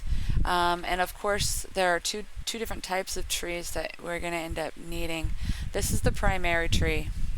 This is the one that's I'm gonna be having like all along the edge. Every once in a while, I'll remove one of those and put one of these trees. I'm not gonna be farming these like continuously though. This is gonna be like I need this for a specialty item, and I'm just gonna put it in there and then remove it and put my tree back, because this is the main type of wood that you're gonna use versus this wood. This wood is just kind of like for creating water. What are those things called? I think it was these. Yes, water pump. There's also a couple of buildings that require it too, but it's not the primary wood, like water facility. Not the primary wood. The primary wood is the regular logs. So I'll put those along the edge, and eventually I'll add in some windmills so we can get some energy going. The problem with that is I need to place some of these first. This is going to be my first, like, in order to get the energy stuff we're going, I'm going to be putting down warehouses before anything else, because all of this stuff requires this warehouse right here, and if you don't have it down, they won't have anywhere to put it, and they won't do anything for you. Like, they'll pick it up, but they'll put it nowhere. So I'll need it to store the batteries primarily. It looks like it's going to be the main thing for this place, but the batteries are going to be important for every building almost in the future. And water. Water's important too. We're going to have this building too. Eventually, it would be nice to have every building hooked up to a water pump. They're pretty much the buildings that, like, so you can do, if you put this near, it's a proximity thing. So if you have it nearby, buildings will gain, like, there's other ones, power plant. Buildings that are nearby it will get energy. So if you put them, like the buildings nearby will get, without having to pick up, it'll just be automatically to their stat. Like having them in the green, like having them near the river. So placing buildings near buildings can benefit other buildings. You have to know which buildings you can put them nearby. And that's part of the struggle too, especially if you've never played this specific event, because you don't know maybe which buildings you should be putting your windmill nearby, and if any buildings at all. And in the beginning, they're 7,500, so you put them down, you put a lot of work into it, and you realize that you put them in the wrong spot. You got to delete them, put them in somewhere else. You got to build them before you can figure out they're in the wrong spot. And then you figure out, nope, they're still in the wrong spot. And before you know it, you've done this like 5 times, and you end up finally figuring out that they just can't be by any other building. They need to be isolated, just like the windmills for the wind turbine here for energy cannot be by anything, and you figure that out too. Even these squares nearby will affect that, so you have to really know where you're putting things, and it will determine how much of this score you can get on the leaderboard and gain NFTs out of it, or coin, or whatever it is that they're giving out at the time. And it does look like I have like kind of my guys all over the place, to be honest. These guys are just kind of everywhere. Oh my god! I'll probably change this space into like, 2 other dudes there. I don't know, refinery or something. It'll all be moved around. Fucking jumping right back. But looks like I might need another builder. I also need more farmers. So having an idea of where I'm placing my housing would be good. I feel like what I want to do in this beginning half is maybe we could do housing. Well, I definitely am going to do this line. I feel like the perimeter, like when you started out with having something facing inward, you can utilize this perimeter to the best. Like if you were to put the road back here, you're missing an opportunity of connecting a house to the other side of the road, because it's now facing this non-existent, non-usable space.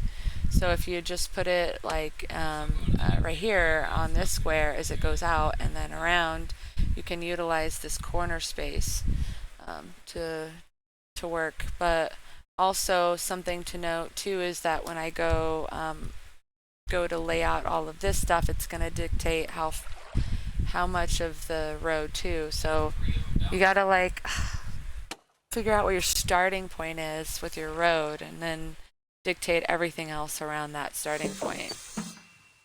So I'll probably go up to, I feel like some of these are gonna do super poor on this line. Super poor. Even with the water there. But we're still gonna do it. I'll just have to have extra farmers.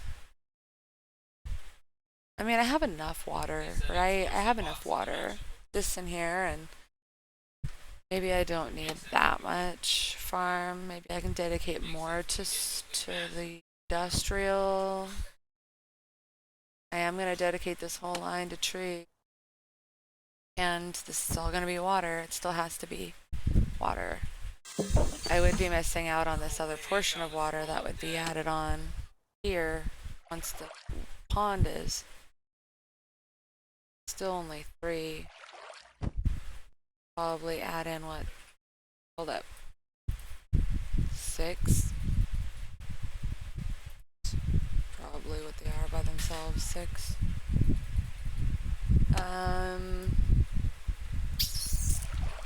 I mean, yeah, we could do another row. I don't know. It's a tough decision. It's giving up land, vegetation to which.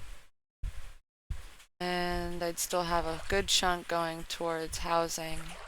And then there's always refineries and all that oil crap. So maybe I'll just scooch this one in, push it in. So this will go all the way back. It'll go down this line here. And then that'll mean this is going to be all storage. I want to do like 2 rows of that. So this is the road. 1, 2, and then this is going to be my next road. So this stuff's all in the way. My road needs to run down this line, not that center line it has it on. That way I can have this L shape with my... Yeah, otherwise that won't work. As I have a road here, have things facing that way against the road. Then I'll want something behind it to face this way against this road. I'll need a road here. It's just there's no way around that. I'll have to remove these 2 things. But this is honestly not in the best place anyway. I would put this over here closer to the... And so what I end up doing is I don't build the whole road, right? This is going to cost me a lot of money to build the whole stinking thing. So I just build based on the building I'm trying to put down. So at first, I'm going to build some more of these. I could sell this now. See how slow it is right now to get the money? But at some point, it's not that slow, and it's okay. It's not so bad. Now, one thing here is that I'm going to curve it. That way I can utilize this space, so it'll go and over. So I'll probably have... I want to spread out these guys a little bit along this line, so I'll probably have one over here in the corner, but I'll also need to put some wood too, so I'm going to have them littered. I'm going to kind of like put one here and then have a wood station, and then over here have the same kind of pattern, one of these and a wood station, and then I'll kind of keep with that pattern over here, one of these and a wood station. And then I'll probably kind of cluster them in after that, like after I get... Like I might add one in between each of that maybe, or maybe I'll add it on the opposite side, but I'll definitely want to keep these near my farming along the way, and I'll start here probably because that's just where I'm at already. So I'm going to put a road down, maybe 2 or 3, but I'm going to put that down here. This is all going to be road anyway. Let's turn 3 of them into road, and then I'm going to add in... I could probably do two silos and a woodshed if I wanted. 2 silos and a woodshed. And that way it's like my 3. You know, I could do 3 and then have a road going in. I don't want to have like a long strip of just like no road in between to break it up, because I need them to have road to travel on, and they will follow the road. So if you have it like the only intersection is like this long rectangle, they'll walk all the way down and then all the way down and then all the way down, and they'll do this long pattern. So you want to break it up a bit, so if they have to travel, they'll find the best road that's like zigzagged if it has to be, because they will try to work in a diagonal fashion if you allow them, but they'll follow the road first. So however you have the road. What I'll do then is I'll have one of these, one of these and 2 of those. What I want to do, I don't want to put down a woodshed. These are super cheap. They're like $5,000, but the problem with them is that they don't hold too much and they don't hold everything. This guy though, he holds wood planks and the 2 types of wood, whereas this guy holds... Oh, he does. Maybe that's an add-in. So he holds everything, but now he only holds 10. This guy, he holds 20. That's always been a thing. That's glad they changed that, or maybe I'm tripping. I don't know. But we're gonna have. I would love to have the upgrade version, because then I don't have to replace it later. That would be ideal. And I'm not really worried about my woodshed, so I'll probably just leave him there, to be honest, and I'll probably just move this guy for now. But first, I'll probably just lay down a new one. And then lay down the wood one later. Actually, what I should do is have these guys on the edge. With the wood in the middle, because wood is getting less of these guys, and they're, I don't know, I feel like, I don't know, I like it, I'm sticking with it. So there'll be 2 of these and then a wood one, and I'll get rid of this guy. This will turn into a road. I should probably get rid of this crap now. I don't want them coming down here anymore. And when I do that, I can remove this.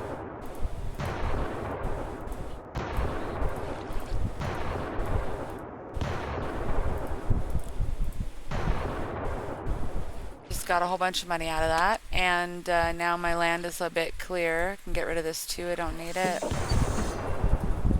And now I've got more resources. Everything else costs money to remove. I'll have to invest in that for sure. So it would be ideal to try to start working on this. And how I remove trees is just one at a time and as I need it. I want my neighborhood to be kind of cluttered together. I'm really kind of like an OCD person when it comes to this stuff. So these are my farmhouses. I want to stick my farmhouses with my other farmhouses. And usually what I end up doing is having like 4 of them on a road and then 4 on the other road. So I have a total of 8 each. Some of these get upgraded. In fact, I think all of them get upgraded.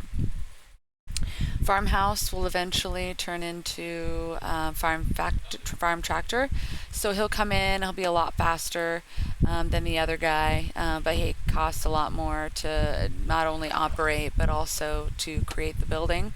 Whereas this guy is much cheaper and he's not as expensive, and but he's just slow, and you know, yeah, I'm telling you, how they do move. They boogie.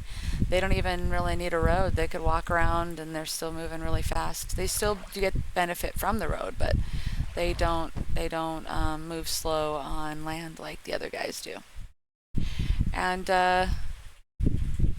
so now that I have that guy down, what I'll try to do is hopefully I can get sell eventually 10 pumpkins and remove what's in this silo, so I can just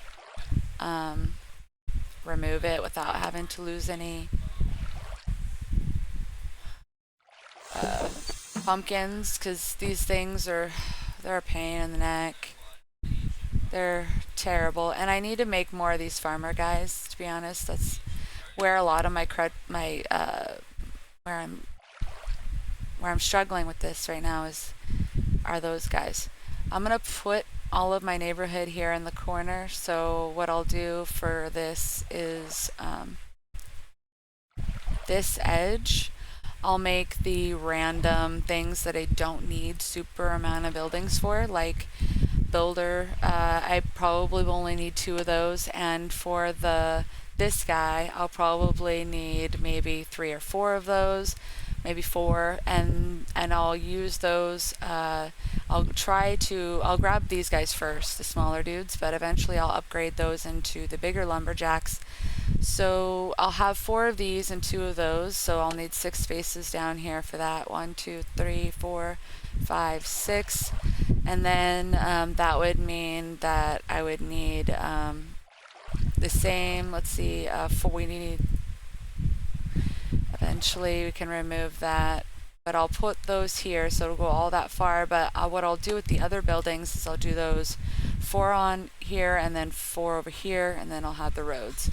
So this one will be further back. These guys will be up a little bit further up. So 4 and 4 at the road, and that would mean that what I'll do for this is I'll start my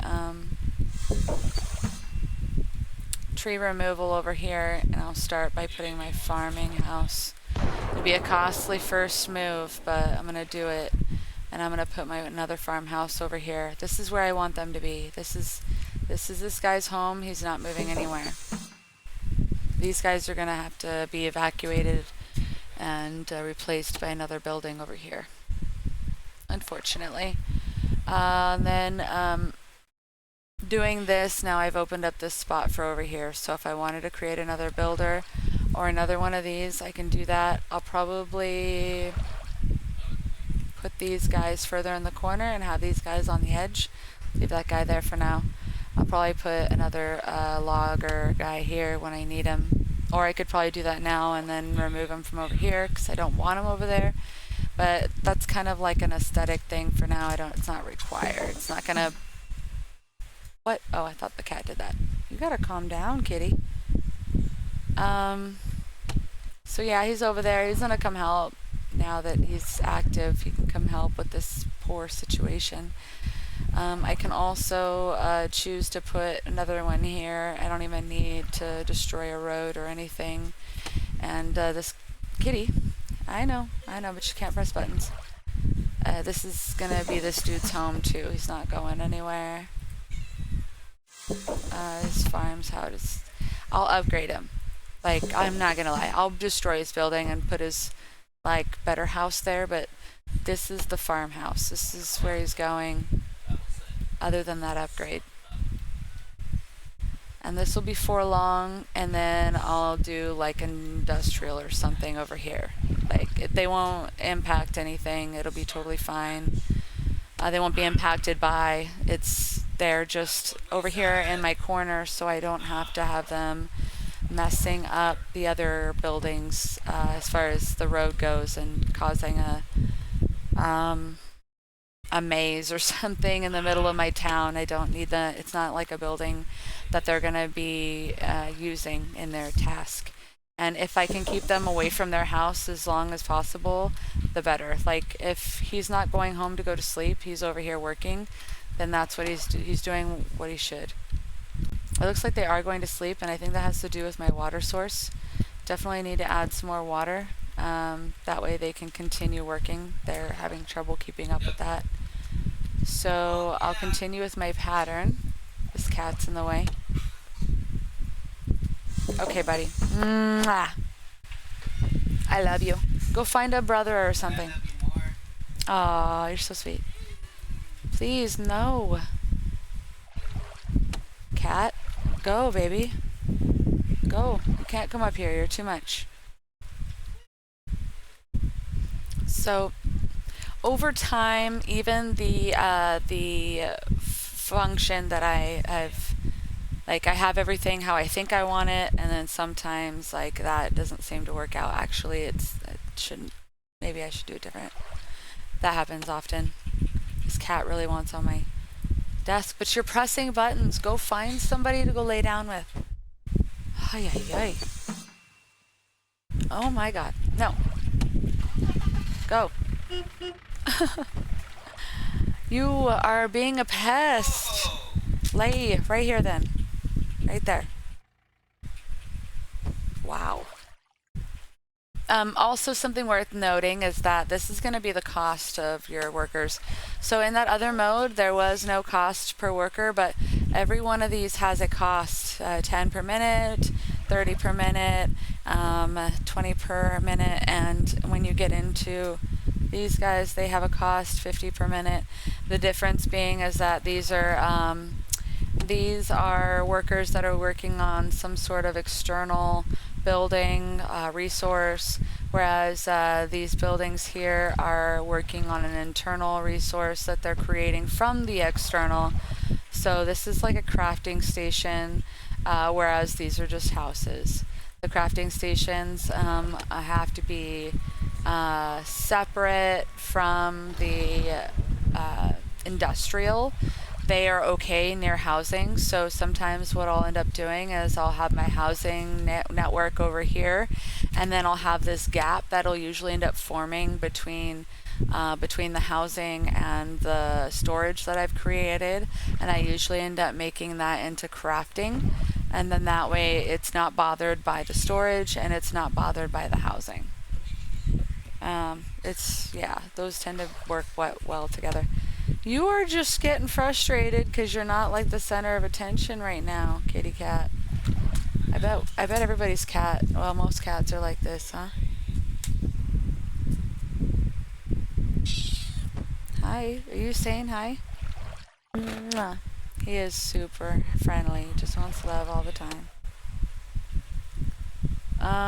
So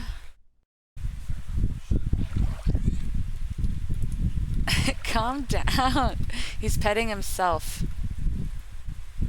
So I still have a fair amount of gas, but again, I'm not making enough pumpkin at a reasonable rate. So my issue usually when I do this is I look and I see if what I'm waiting on is water or am I waiting on time, and it looks like I'm waiting on time. So when that's the case, I end up increasing the amount of pumpkin patches I have, because that means that I need more of them going, because obviously there's not any to farm, and I need the rate at which the farming, like the finished product, is occurring to be greater, since there's such an increase in time. And you don't need roads for these guys. What'd you do? What is that button? His tail is on something. Oh, kitty cat. Anybody know what that button is?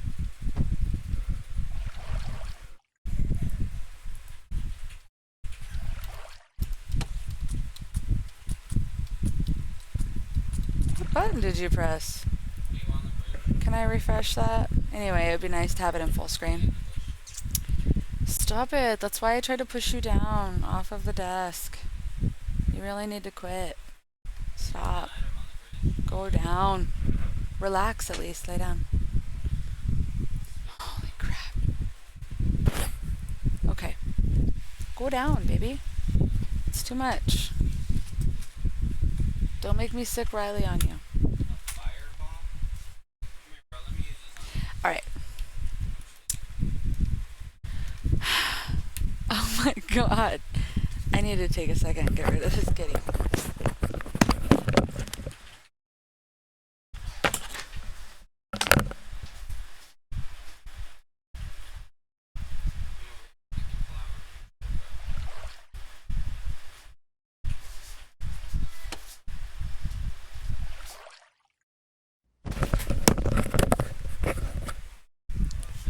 Whew. That was a bit much. So, a chair. Okay. Eventually I'll need to work out energy. Telling you that process is so extravagant that it's almost worth starting it kind of early, because it takes so much. But my income is so, it's not bad right now, but if I spent even a little too much, it wouldn't be replenished in time for, at a reasonable rate. Anyway. Okay, well, I got my building again, and my pumpkins are needing water some more, and I have water that looks like it's ready to go. It's not going to be replenishing fast enough either. Unfortunately, I have so many trees in the way. Like, I could remove this and have a tree there, get rid of that tree and have a... Or that one. That one's probably going to give me a better well, and that's just based on that.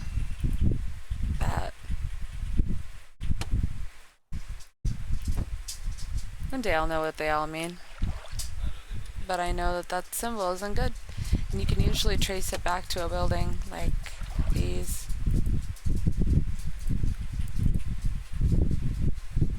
They don't seem to be impacted by those though. Not at all. That's good. So I would say if I remove a tree, it'd probably be this one or this one. This one is super horrible, isn't it? Let's remove it. We don't need you. You stink. I know. But it's like 10 pumpkins. 10 pumpkins, and I get that money back. So, fine. And this will increase the amount at which I'm gaining, so it's worth it. It's working towards what I need it to. Oh, good. Let's remove this before any more is added. And I need it so much. What I need to do, though, is scoot this over. This road. It's not that much. Let's do it.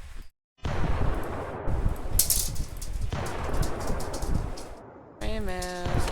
You were expunged one last time. And this is just getting my layout down. This is really what you do in the beginning, is messing with the layout, not so much resource management, I guess. But this is part of the resource management aspect. You're trying to figure out how to get this number up. I mean, that's what we're doing. And so you kind of want like a square or rectangle shape when it comes down to it, because you're going to utilize the road the best. Whereas if you have any gaps in between, like if it gets too wide and you have like that middle space we had before, it's wasted. The only thing you can put in there are these type of things, and they won't do any good over there. Pointless.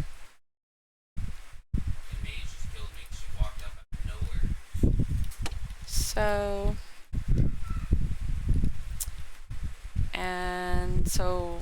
yeah, just need that to go. And then I can remove these houses eventually, put them over here. I mean, I did add 2, but they're doing their job. I need 4 at least. At least. I need more than 4, to be honest. So, is there any freebies that I can do it from that? 1, 2, 3, 4. Yeah, right here. Put a road there. Freebie.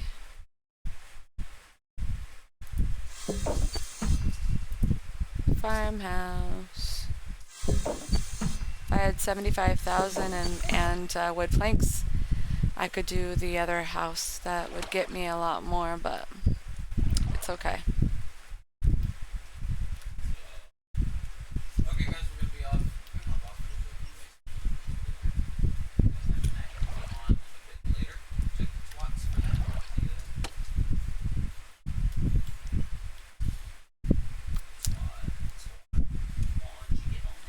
What kind of stuff I'm gonna have behind me, I'm not sure, but it's definitely gonna be storage. It might be more related to crafting, so I might leave this space open.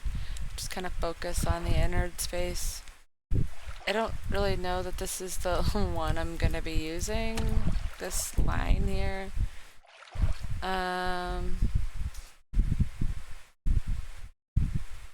Maybe.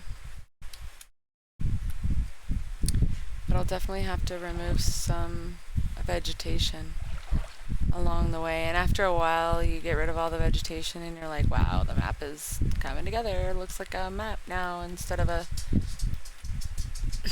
like a forest or something.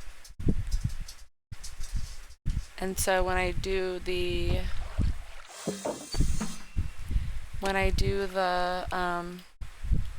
refinery, I'm gonna probably tuck it in over here.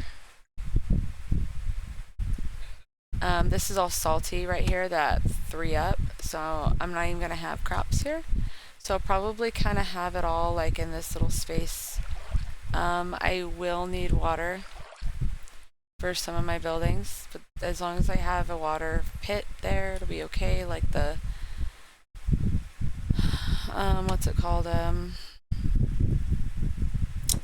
Not the refinery, but the power plant. The benefit to the power plant, though, is putting other buildings nearby that utilize power. So what I'll do probably is have refineries more near this edge and power plants up front, and then that way the power plant can power the refinery but also power other buildings that I could put right here.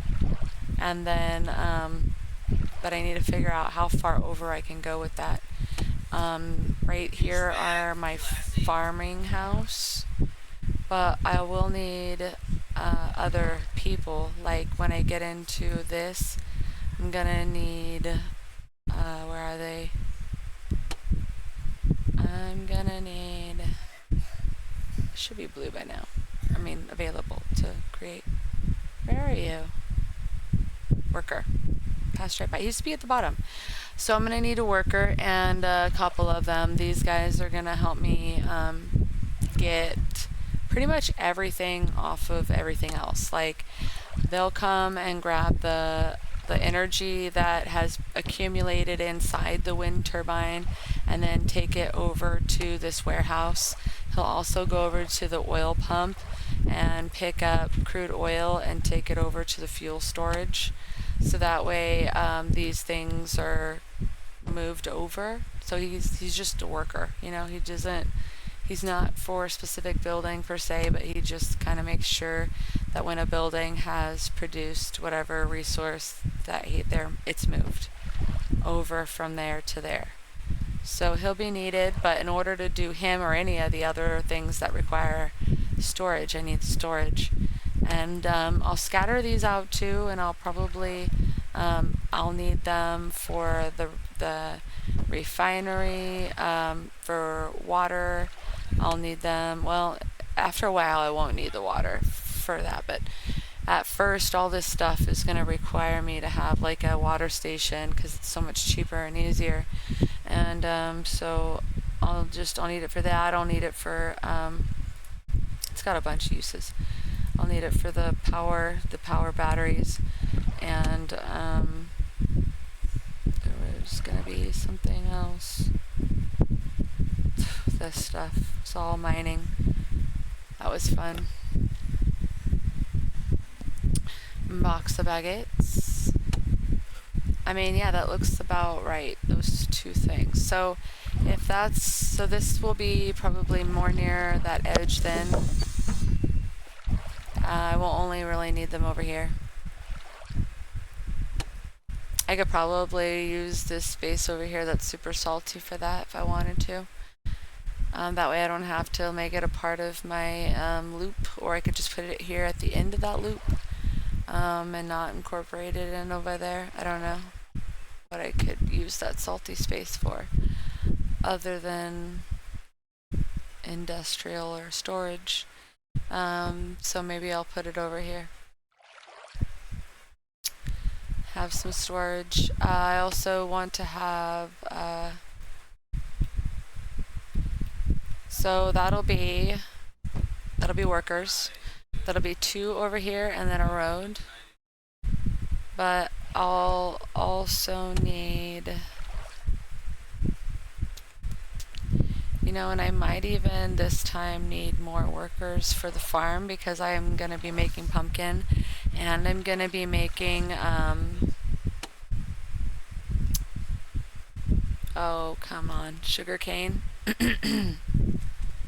So I might need additional these guys. But for now, we'll kind of bank on, if that's the case, I can always add them in over here, whatever. We'll bank on having 2 rows of housing. So 1, 2, and then a road, 1, 2, and then a road. That would mean that my refinery stuff is going to be all right over here. I'll probably...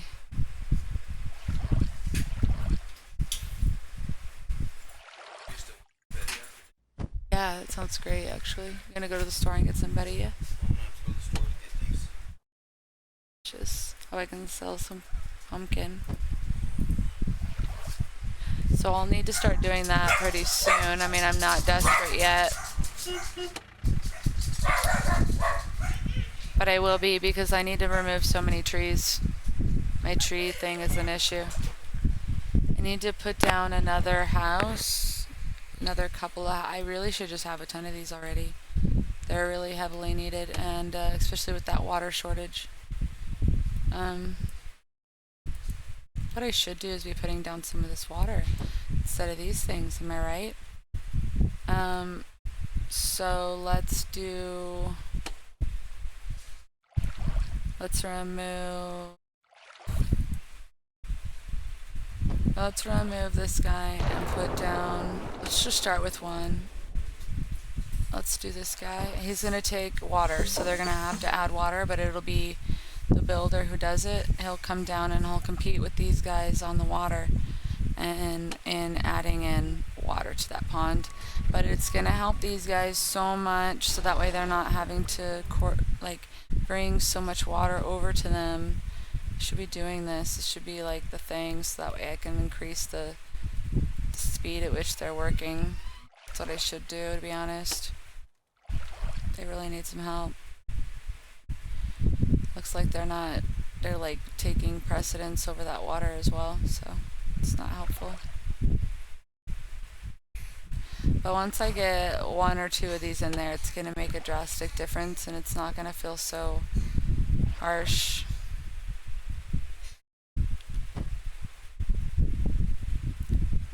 This could be a water source as well. That's going to help all of these. 4 out of 10, it's so horrible. And then, does it tell you? No. I think it was 6.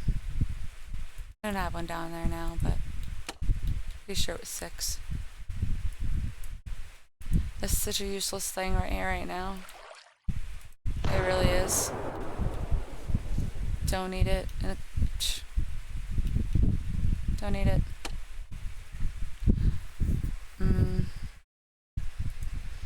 I'm gonna remove it since it's sleeping. Let's finish off my road.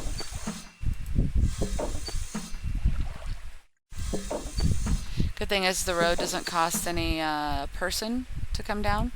Eventually, when I do the upgrade on the road, it will cause somebody to come down, and they'll have to apply wood and energy and set it.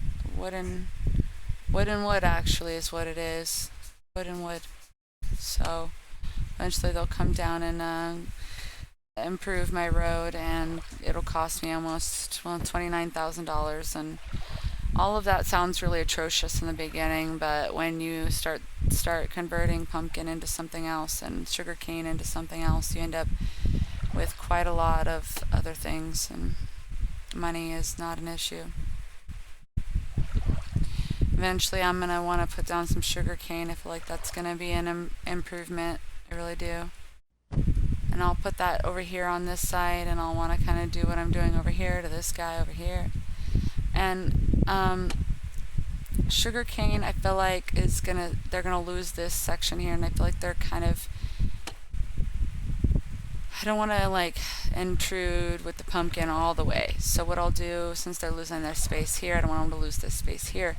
I'll probably stop pumpkin up here, and then make this into sugarcane. And I don't need any road to converge, to do that conversion of those two. So I'll just take this road up here to the same amount of distance, so 3, and block it off like right about here, all the way down. Is my hope. It might help me if I just kind of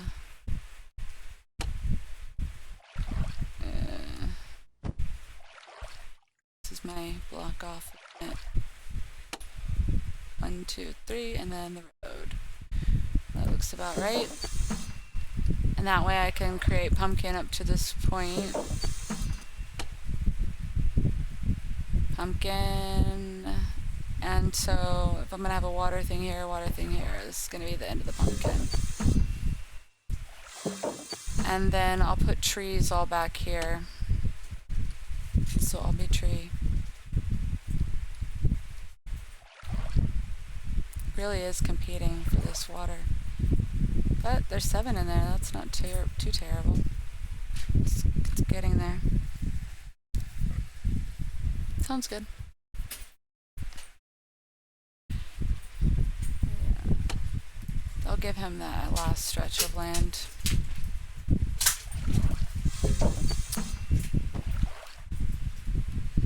That tree's in its way.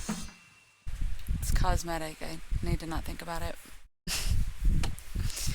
You get a little OCD when you get into this game. I've seen people's maps and they just kind of throw things down because, like, I'm sure that there's probably, like, maybe there's another way, you know, like that scattered way that they can kind of throw things down and get it in there better. But I look at it and I can't. My brain, like, fries out because they just kind of throw things down. Like, you get every building mixed in together and you're like, where's that building? Where's the one that has the item I need? And start getting lost. I don't know. It's too much for me. I like having the organization, so a little OCD on it. And I keep everything together. Kind of helps me, especially with storages, especially if I keep them in like a pattern. I know where they're at. Whereas if some people, they just kind of throw things down wherever at the time that is most convenient, and then it doesn't make sense on their map at the end. It's just kind of just a jagged mess. Like, how are your times? How are you considering times when your map looks like that? Yeah, I don't know. So this one is gonna run down to pretty far, and then we're gonna run into our refinery, and this will be all sugar cane. I'll need to add some silos before I even add any more down. Because even this is I don't want to sell the sugar cane. It was not worth a profit, so I don't want them to over increase into my silos to where I can't make any room for my pumpkins. Because those are the things that I'm selling. That's the one that's worth anything right now. Eventually, I'll probably put down at least one more of these. It looks like they go down pretty fast, so I don't need a whole lot, but maybe one more. I might just, over here, because I mean, I'll probably use the water for too much. I don't want to bother it with a port, and I don't think I'm gonna be making 100 pumpkin pies, so and I say that because the process is not easy. It's not an easy process to do. But yeah, so this will all be tree, and I just kind of want to show you the difference in growth from the original trees on map. We'll put this one down and call it a day. Actually, let's go all the way up. Let's go all the way up for our... There. I like it. Hey. Okay. So, we're still good on our limit, but I would like to start working on getting,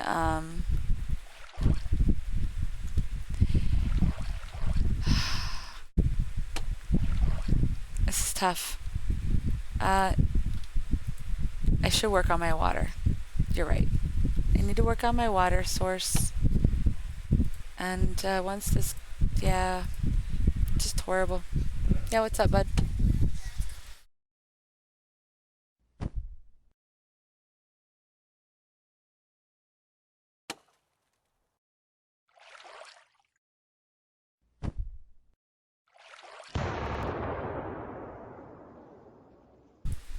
Okay, so I'm gonna put another one of these down. Hopefully we can get some more water, because I really need it for filling this up. And then eventually, with having enough water to transport, I can get rid of them and replace them with more of these, because, geez, this, it's not gonna help my time rate. It's not gonna help that.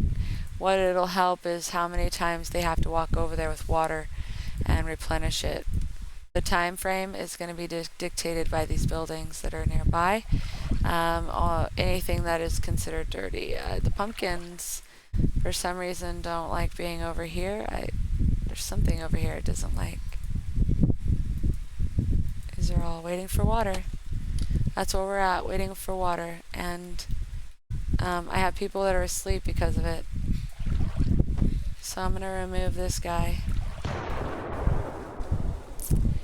And now it's all starting to be put over there. That's kind of why I like sacrifice in the beginning, because now I have all this open for dictating better qualities. Like, I don't have to sacrifice the quality of my time for space, because I've removed everything out of my way, can put them wherever I want, and at a reasonable time frame. So this road is going to be a no-go, because I'm going to go here, and then I'm going to go here, and then this is just a one gap, and I don't want the one gap, so I'm going to remove it. It's not in the right place. It gives me coin, but it's not really a lot, because I'm going to continue all the way down. And in fact, to cut down some time frame, I'm probably just going to help continue some of this road. It's free of debris. I don't have to like clear it out first. Also, let's help with our times. Add a couple there. You can tell, because like as soon as they hit that gravel, they go a little bit slower. When you get your big guys who move really fast, they move like, as soon as they hit that road, you see that jump, because they already move so quickly. Like they're moving, and then all of a sudden they hit the road and they're like, whoop, you're like, holy crap.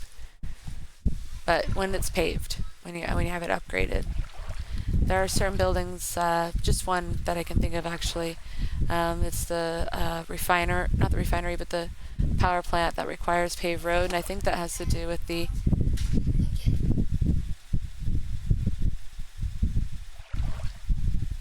oh my gosh. Don't talk to people on my accounts. I know, but you should still. Why is this green? It's so weird. It shouldn't be dark green. It's a road, and it's in the middle of the dry spell. So obviously this is super slow right now. Look at how cool this will look when this is all organized, though. It'll be there. I have so many of these plants planted that so many of them need water, and they're not thinking organized, and they're just kind of throwing them into random ones, so things aren't moving very fast right now. But as soon as I have my water situated, my flippin' builder needs to go over there and put some water in it. There you go. Good job. Charger for your phone? I don't know. Maybe over there by the computer.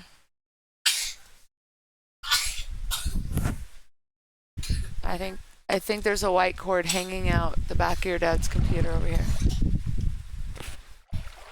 Wow. Okay. No shouting, please. I think it'd be good to remove this guy and throw another one down.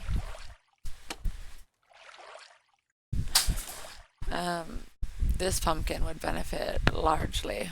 These ones. These two. Because they would be sandwiched between two, and that's what I'm hoping for. Because then they wouldn't need any water at all. Like, the only thing that would need to happen is somebody would need to come over and harvest it. That's it. That's the best you can hope for.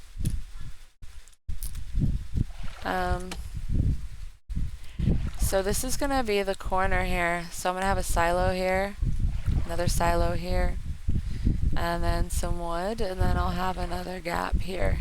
And that makes it pretty even, I feel like. I'm just gonna go ahead and so silo, wood, and then this is that middle one, which is 2. That's fine. And what I need though is my silos. So I'm gonna need to remove this guy and this guy. Look at how costly that guy is. If that's where I want my silo to match this side. Or I could do silo. But it's not the same pattern.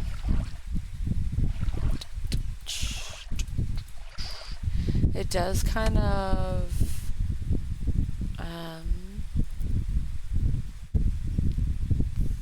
yeah, that would be better. Still be better. I could get one more silo over there. Hey, so heavy. Yes, Town Star. I'm doing the practice event for the event for making pumpkin pies. So I've got my pumpkins out there. I do need some sugar cane, but I am trying to dictate that area right now to where I'm gonna put my sugar cane. Yeah, it's common ground now. Yeah. Yeah, I haven't played it since it was Town Star. It's common ground now. And the only difference is that one mode that they added. This is still the event. They still have the the casual mode of you creating your own town based on the event map. That's still there. So they just added in that new one. I am not too much of a fan with having to remove debris from the map, in the sense like I only have this corner over here to work on, and then I have to expand out. I'll probably will play it, but I know it's gonna take me a bit longer.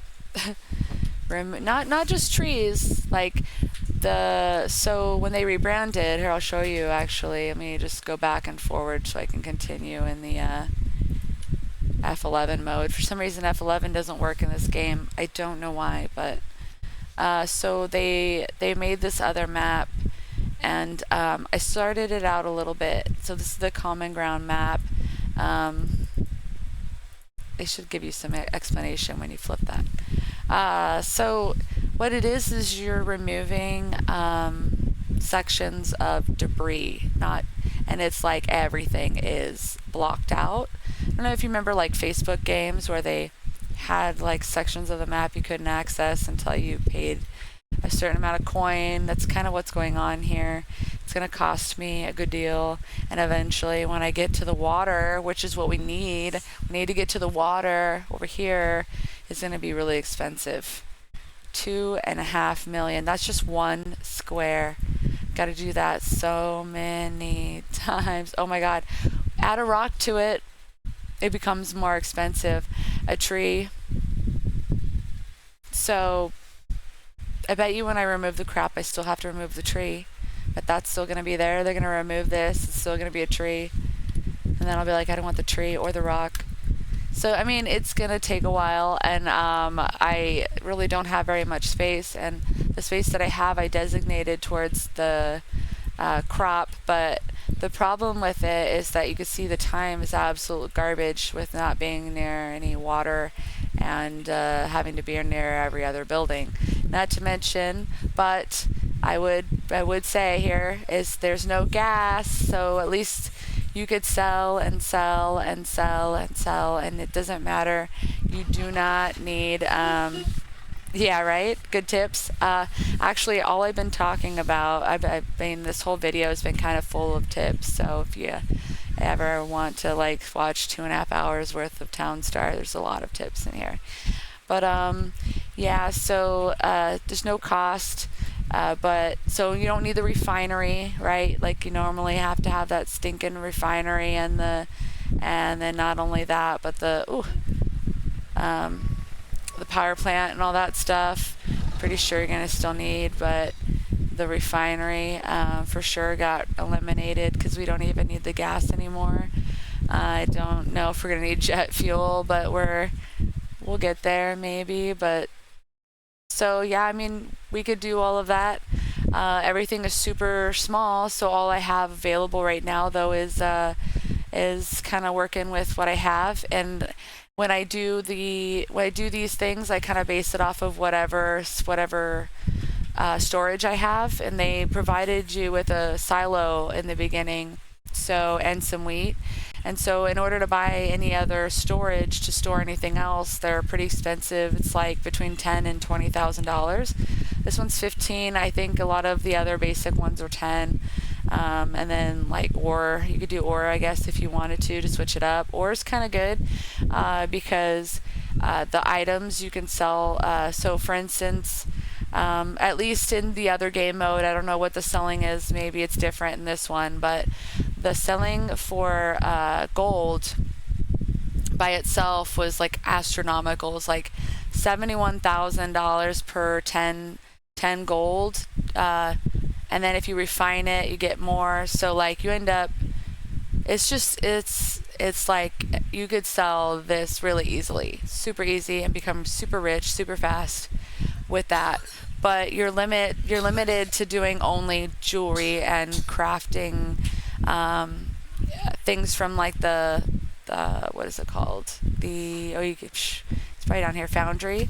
So like or even the crafting table. So you're limited to like these metal items, and you don't get to like work into like maybe making cake or pie, or like there's so much more option when you're making things out of farming than if you're doing gold. So you get a lot of money, but there's not as much. Yeah, it's really cool. I haven't done too much with the fishing. I think that's one of the areas that I lack. But I definitely have messed with a lot of these other ones. This is definitely a screen that you're going to mess with a lot. This one, no matter which other screen you're primarily focusing on. So I know maybe you've progressed enough to where you've had to do a lot of the refinery and the getting of energy, power plant, and then eventually you end up going into what is a nuclear power. I haven't gotten into nuclear power yet, but yeah, right, fishing. Seriously, there's so much. So I guess you could kind of decide what you want to farm and then put that there early on, and then that way you can farm that material. So I could totally switch it up right now and move it over to wasabi farming rice field. The problem with fishing, and it's going to go with any kind of farming, but fishing, because there's so much water required, that when you go to lay this down over here, because this land is so yellow, you're not going to get great results. You're going to want to put fishing on a plot of land that is not near desert. Like this map here is just terrible for farming. There's just desert here, desert there. The only water you have is this river here, and that's all blocked off by soil that's all covered. And then even if you were to get over here, the only water that's going to be, or the only space that's going to be really water is going to be this one line that's along the edge, which has 5. But as you move out, you start losing water, and so you really only have so much of this space here that you can place water-based farming.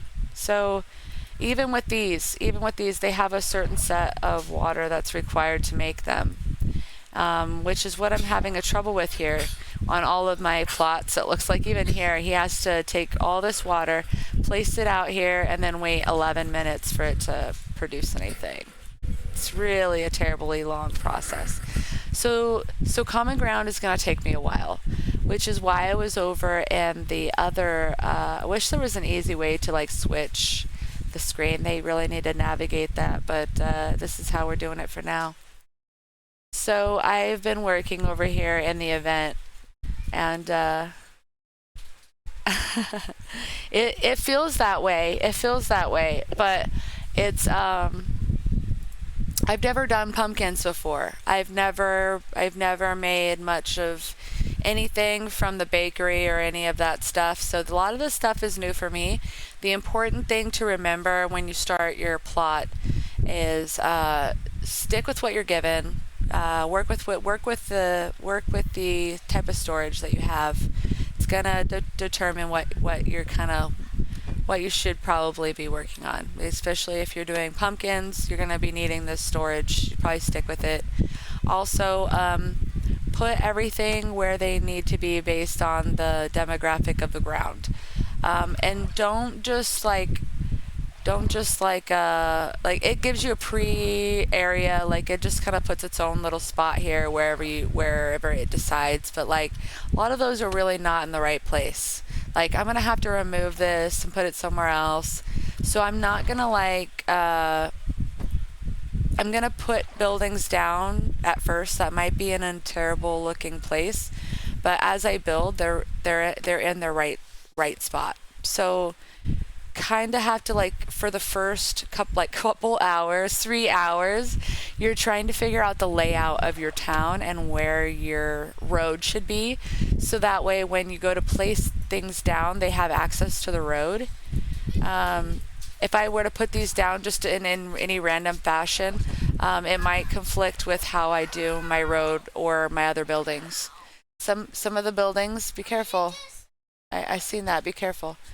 Some of these buildings will inflict like damage or like beneficial buffs on the other buildings. So you have to know which buildings cannot go in which buildings, next to which other buildings.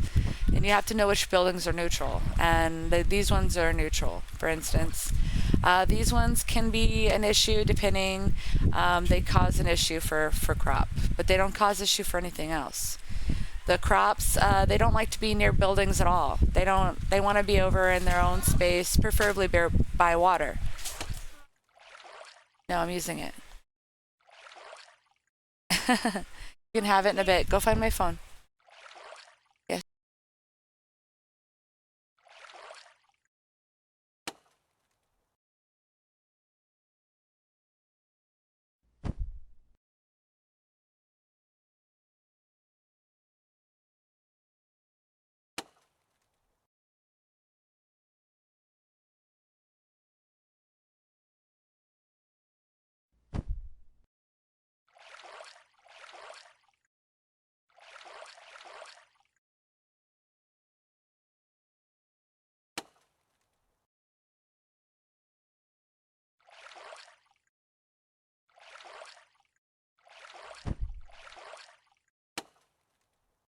Yeah, I have 3 of them. Only 2 of them are little though. Guys, go out.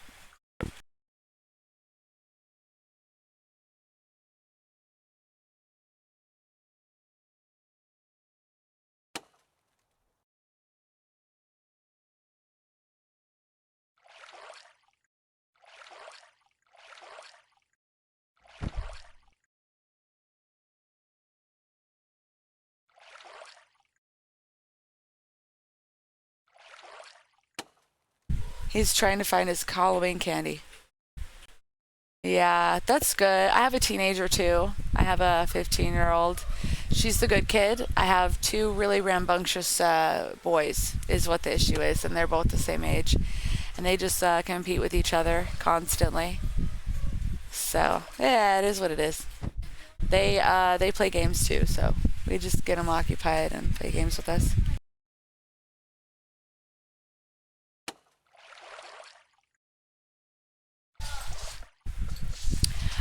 So she's playing with it, honey.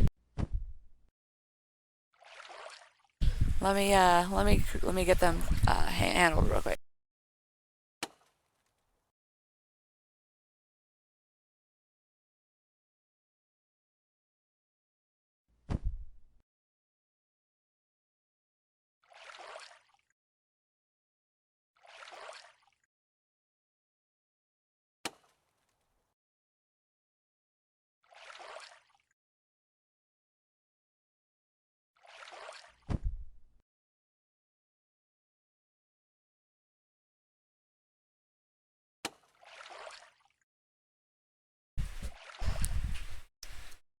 Yeah, 3 dogs and 4 chickens. Oh goodness. We have lots of animals too. In fact, we started out with 1 dog, ended up with 2 dogs, and then we started out with 1 cat and ended up with 6 cats. Tell me why cats do that. Why do they do that? 1 cat actually turned into 8, and we got rid of 2, and it is certainly an inside farm in here. What? Yes, you're right, 6 cats. So, Yeah, so yeah, we went rescue crazy too with we got one dog from the pound or whatever, and we wanted to find a dog that looked like our dog, and we wanted to like find one that was like needing a home, and that's what we did. And then we've ended up with two cats that had like been picked up off the street, and somebody, they weren't doing too good, and we had to like nurse them back. And then one got pregnant, and then we just ended up with more. It's just crazy.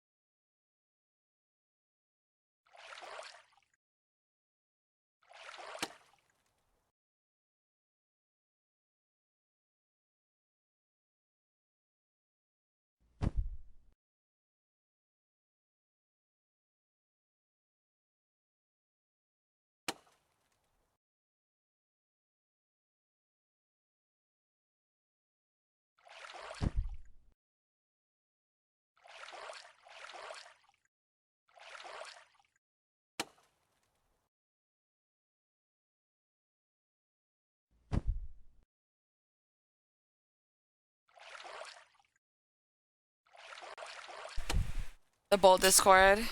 Yeah.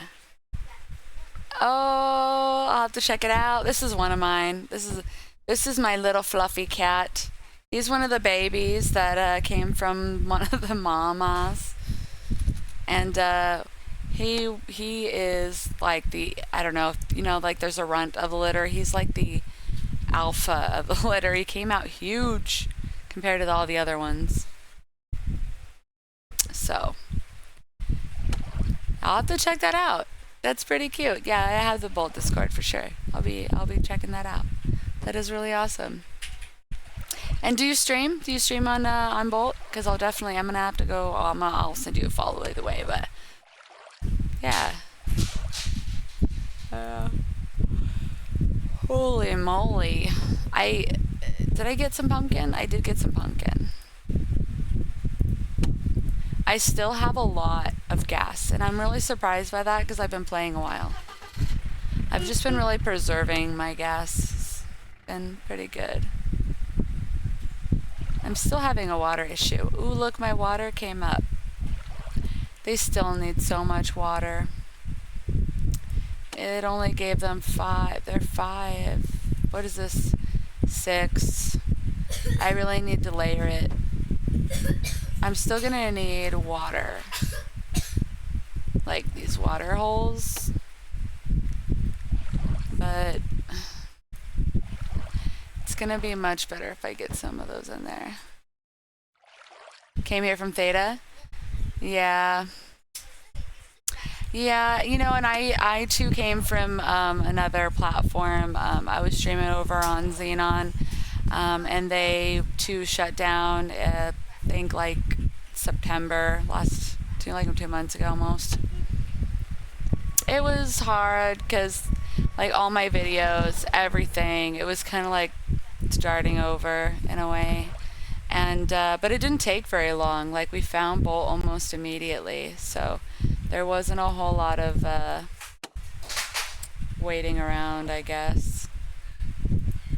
I think one of my kids just fell down. I'll be right back.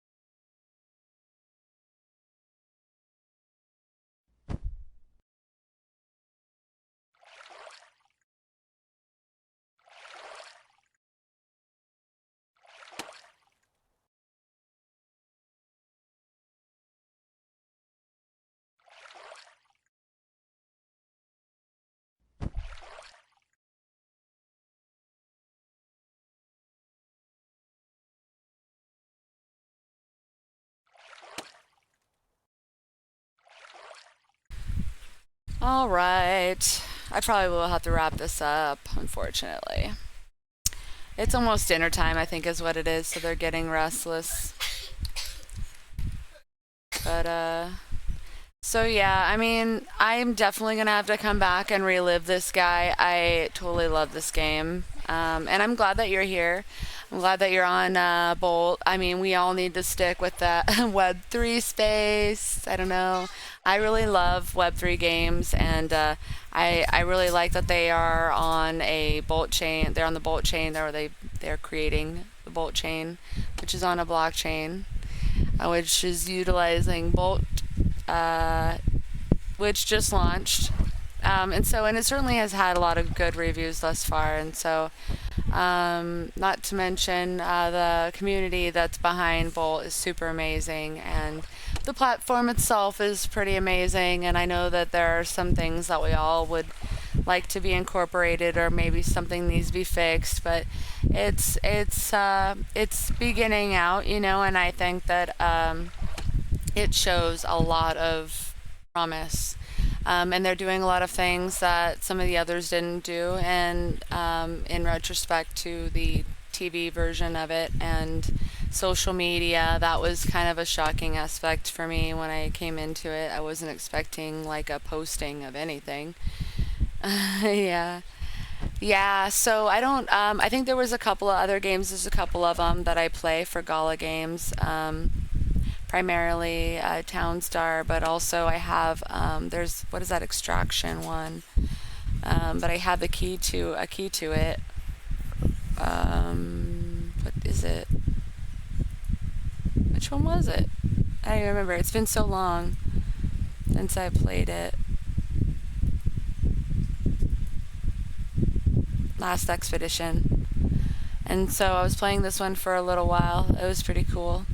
There is another game that's kind of Townstar-ish, and it's this one, Legacy. I haven't checked that out. It just looking at it, it looks like it's like a resource-based game, so I guess it would be like right up my alley. But honestly, though, I play a lot of different games. Um, yeah, the spider tanks for a minute. I haven't tried those out yet. There's a lot of them for Gala that I haven't checked out yet that I could probably make some content for. But I've been doing a lot for Onekin Labs. I don't know if you're familiar with Onekin, but they're super amazing. They've got their own like host of games, and so I do a lot of games for that. That's if you ever check them out, they're pretty amazing.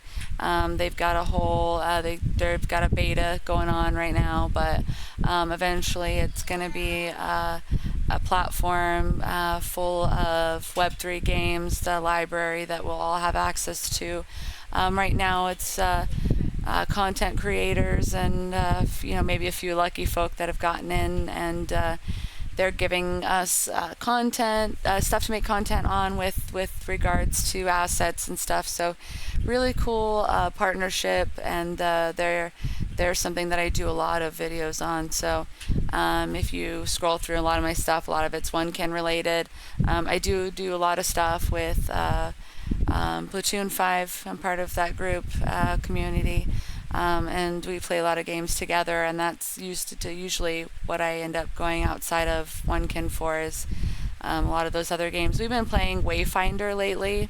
I don't know if you've checked that one out. It is a Web 2 game, but it's pretty cool. It's kind of like an MMO it's super wonderful, beautiful, and we've been playing that one lately. Dragon Strike, you're the second person I think I've heard that one from. I'll have to look that up. I don't have very many mobile games. I know that OneKin has some mobile games available for Web3 that you can, gain assets from through them, but I don't have like the means of streaming through the Web3. Streaming through the cell phone, and so I think that maybe one day streaming through your cell phone might be a little bit less complex, but it'd be really cool to definitely play some of those. But yeah, it's super cool. OneKin.io, yeah, OneKin.io. If you look them up on Twitter, it's OneKin Labs. But you can sign up for that if you want to make some content, or just check out the beta. That you can sign up through it here. But definitely check them out on Twitter. You can kind of get a better idea of what games that they offer and all that, because a lot of this is kind of waiting for access. But it's super cool. Yeah. We'll definitely have to talk more about all the cool stuff that's out there, because I've kind of got my hands dug into a lot of cool games, a lot of games that are Web3 based. I think the one that I've been playing the most right now is Est4. This one is Web3 as well. You'll have to look into this one. Est4. Not ready for my wallet yet. Est4. And so this one is idle based. It kind of has that idle thing that Townstar has, but it's strictly just idle. It's not like there's not like that interactive characters running around your screen. It's really the only main difference between that kind of game and this game is this one's just screens. It's not like you're watching characters walk around. And so you're crafting, but the one main difference with this game is that everything that you craft is an NFT. So it's not loading up. It's because my wallet. Let me connect my wallet really quick.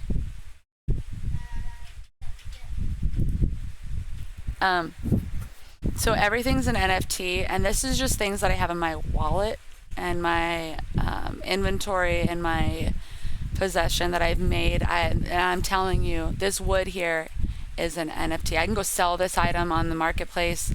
People can buy it.